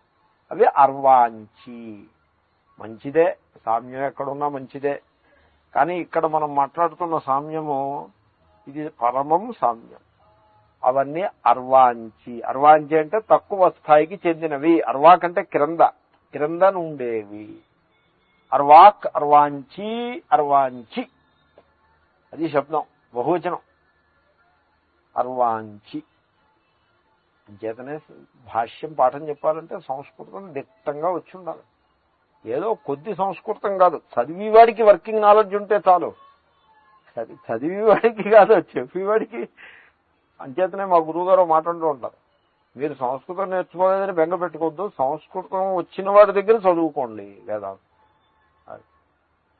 మనకి వైద్యం రానక్కర్లేదు, వైద్యం వచ్చిన వాడి దగ్గర వైద్యం చేయించుకుంటే సరిపడుతుంది. మనకి రాక వాడికి రాక, మనది ట్రయల్ అండ్ ఎర్రరే, వాడిది ట్రయల్ అండ్ ఎర్రరే అంటే ఎక్కడ కుదురుతుంది? సో అర్వాంచి ఏవా, ఇవన్నీ కూడా తక్కువ స్థాయి సామ్యాలే. ఒకే ఒక సామ్యము, సర్వోత్కృష్టమైన సామ్యము అంటే ఇదం సర్వం యదయం ఆత్మ, సర్వాత్మభావము అని అంటారు. సర్వాత్మభావం చాలా గొప్పది, చాలా ప్రాక్టికల్ కూడా. నేనే చెప్తాను, బృహదారణ్యకంలో చాలా విస్తారంగా వస్తుంది. అర్వాంచ్యేవ. సో అత అద్వయ లక్షణం పరమం సామ్యముపైతి. ఆ సామ్యముల కంటే చాలా సర్వాతిశాయి అయిన అద్వయ పరబ్రహ్మరూపమైన సామ్యాన్ని వీడు పొందుతాడు. ఆ జ్ఞానం అట్టి జ్ఞానం.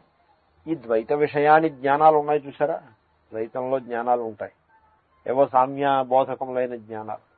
ఈ జ్ఞానాలు పెద్ద విషయాలు కాదు. విద్యాప్రకాశానందగిరి అని ఓ మహాత్ముడు ఉండేవారు. ఆయన ఓ కథ చెప్తూ ఉండేవారు. మామూలుగా ఈ సందర్భంలో గుర్తు చూసుకోదగ్గ కథే, మీరు ఎరుగుతారు ఈ కథ. ఓ పడవ మీద ఓ విద్వాంసుడు ప్రయాణం చేస్తున్నాడు. ఆ పడవ నడిపేవాడిని అడుగుతాడు, ఏమో నువ్వు తర్కం చదువుకున్నావా? అబ్బే లేదండి. ఆయన చతుశాస్త్ర పండితుడు. నీ 1/4 లైఫ్ వేస్ట్. వ్యాకరణం హాఫ్ లైఫ్ వేస్ట్. జ్యోతిషం ఇదో శాస్త్రం, అది చదువుకున్నావు, అది కూడా it has its own value. చదువుకున్నావా? లేదండి. 3/4 వేస్ట్. మరి ఇంకో శాస్త్రం ఏదో ఉంది, మీమాంస, పూర్వ మీమాంస, 100% వేస్ట్. ఈ లోపల సుడిగుండం వస్తుంది, ఈ పడవ సుడిగుండంలో పడుతుంది. అప్పుడు వాడు అడుగుతాడు, ఏమన్నా మీరు ఈత నేర్చుకున్నారా చిన్నప్పుడు అని? లేదు, ఈత నేర్చుకోలేదన్నారు. అయితే ఈత నేర్చుకోకపోతే మీ జీవితం వేస్ట్, నేను వెళ్ళొస్తాను అని అతను ఉరికి ఈదుకుని గట్టెక్కుతాడు. ఈయన సుడిగుండంలో మునిగిపోతాడు. ఇది కథ. నేను సరళంగా చెప్పేశాను, మీకు తెలుసున్న కథే. సో జీవితం అనే సుడిగుండంలో మునిగిపోకుండా ఈదడానికి కావలసిన జ్ఞానము అది ముఖ్యంగానే, మిగతా జ్ఞానాలన్నీ పెద్ద విషయం కాదు. ఏమీ పెద్ద డిఫరెన్స్ ఏం పడదు. అంటే వాటిని తీసి పారేస్తున్నామని అనుకోవద్దు. పారేయడం అనే అభిప్రాయం కాదు, నిరాదరణ కాదు. కానీ ఆత్మస్వరూపము తెలియని కాటికి ఏం చేసుకోవాలి జ్ఞానాలన్నీ? It doesn't work. సో మిగతా జ్ఞానాలు ఏదో పొట్టకూటి కోసం ఏదైనా అవసరమైతే one has to pursue. Living life అన్నప్పుడు కొంత సమాచారం తెలుసుండాలి. ఎందుకంటే knowledge alone helps the person. కాబట్టి వీడి స్వరూపం జ్ఞానం గనక అన్నీ తెలుసుకోవాలి. కానీ ఆత్మజ్ఞానము గురించి సమాచారం లేకుండా మిగతా జ్ఞానాలు దే జస్ట్ డోంట్ వర్క్.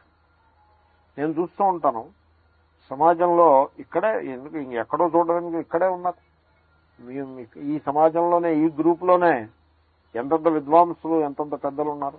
పెద్ద పెద్ద పొజిషన్స్, పెద్ద పెద్ద డిగ్రీలు, పెద్ద పెద్ద ఉద్యోగాలు, సమాజంలో చాలా ఉన్నత స్థాయికి చెందిన వాళ్ళు ఎంతో మంది ఉన్నారు. డాక్టర్లు, ఇంజనీర్లు, అన్ని ప్రొఫెషన్స్ వాళ్ళు ఉన్నారు. సో మరో సందర్భంలో అయితే నేను మీ దగ్గరికి వచ్చి నా పని కోసం మీ దగ్గర వెయిట్ చేయాల్సిన మాట. కానీ మరి ఆత్మజ్ఞానం అనేప్పటికి మీరందరూ వచ్చి ఇక్కడ కూర్చుని నా దగ్గర పాఠం చదువుతున్నారు. ఇదే ఆత్మజ్ఞానం యొక్క మహిమకి ఇదే నిదర్శనం, ఇంక వేరే నిదర్శనం ఏం కావాలి? ఎందుకంటే ఒక వ్యక్తి మిగతా లౌకిక విషయాల్లో ఎంతటి ఉత్కృష్టుడు, ఎంత గొప్పవాడైనా కూడా, నోబెల్ లారెట్టే కావచ్చు, లేకపోతే అదే స్థాయిలో ఉన్నటువంటి విద్వాంసుడే కావచ్చు, ఎంతటి వాడైనా ఆత్మస్వరూపం దగ్గరికి వచ్చేప్పటికీ ఈ జీవితం అనే సుడిగుండాన్ని దాటడానికి ఇది ఒక్కటే ఉపాయం, ఇంకో ఉపాయం లేదు. కాబట్టి ఎవడైనా సరే, ఎంతటి వాడైనా సరే ఆత్మస్వరూపాన్ని తెలుసుకునే కృతార్థుడు అవుతాడు. There is no other way. కాబట్టి ఈ ద్వైత విషయాన్ని అర్వాంచి, ఈ ద్వైతానికి సంబంధించిన జ్ఞానములన్నీ కూడా ఒక్క పిసరు తక్కువే. ఆత్మజ్ఞానమే సర్వోత్కృష్టమైనది. ఆ పరమం సామ్యం, ఆ జ్ఞానము చేత ఆ సామ్యాన్ని ఈ జ్ఞాని పొందుతాడు. ఓకే, తర్వాత శ్లోకం. ప్రాణో హ్యేషః యః సర్వభూతైర్విభాతి విజానన్ విద్వాన్ భవతేనాతివాదీ ఆత్మక్రీడః ఆత్మరతి క్రియావాన్ ఏష బ్రహ్మవిదాం వరిష్ఠః. ప్రాణోహ్యేషః.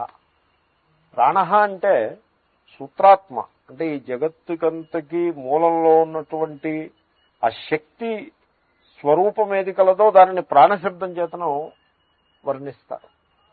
ఆ ప్రాణస్వరూపుడే వీడు. నువ్వు ఈ జీవుడు అనేవాడు వాడేవాడు ఆ ప్రాణస్వరూపుడే, ఈశ్వర స్వరూపుడే. ఈశ్వరుడు జీవుడు అని అన్నామే, వాస్తవంలో జీవుడనేవాడి యొక్క స్వరూపం ఈశ్వరుడే, భేదం లేనేలేదు. అయితే మీరు ఆరంభంలో ఈశ్వరుడు జీవుడు రెండు పక్షులంటూ మొదలుపెట్టారు కదా. ఈ రెండు పక్షుల్లో ఈశ్వర పక్షే మిథ్య అయ్యి జీవపక్షే సత్యం ఎందుకు కాకూడదు? జీవపక్షి వెళ్లి ఈశ్వర పక్షిలో విలీనం అవడం ఎందుకని? ఈశ్వర పక్షి వచ్చి జీవపక్షిలో విలీనం ఎందుకు కాకు? ఈశ్వరుడు అసంసారి, సో పుణ్యపాపములకు సుఖదుఖములకు అతీతుడు, అవినాశి, అది ఈశ్వరుడు.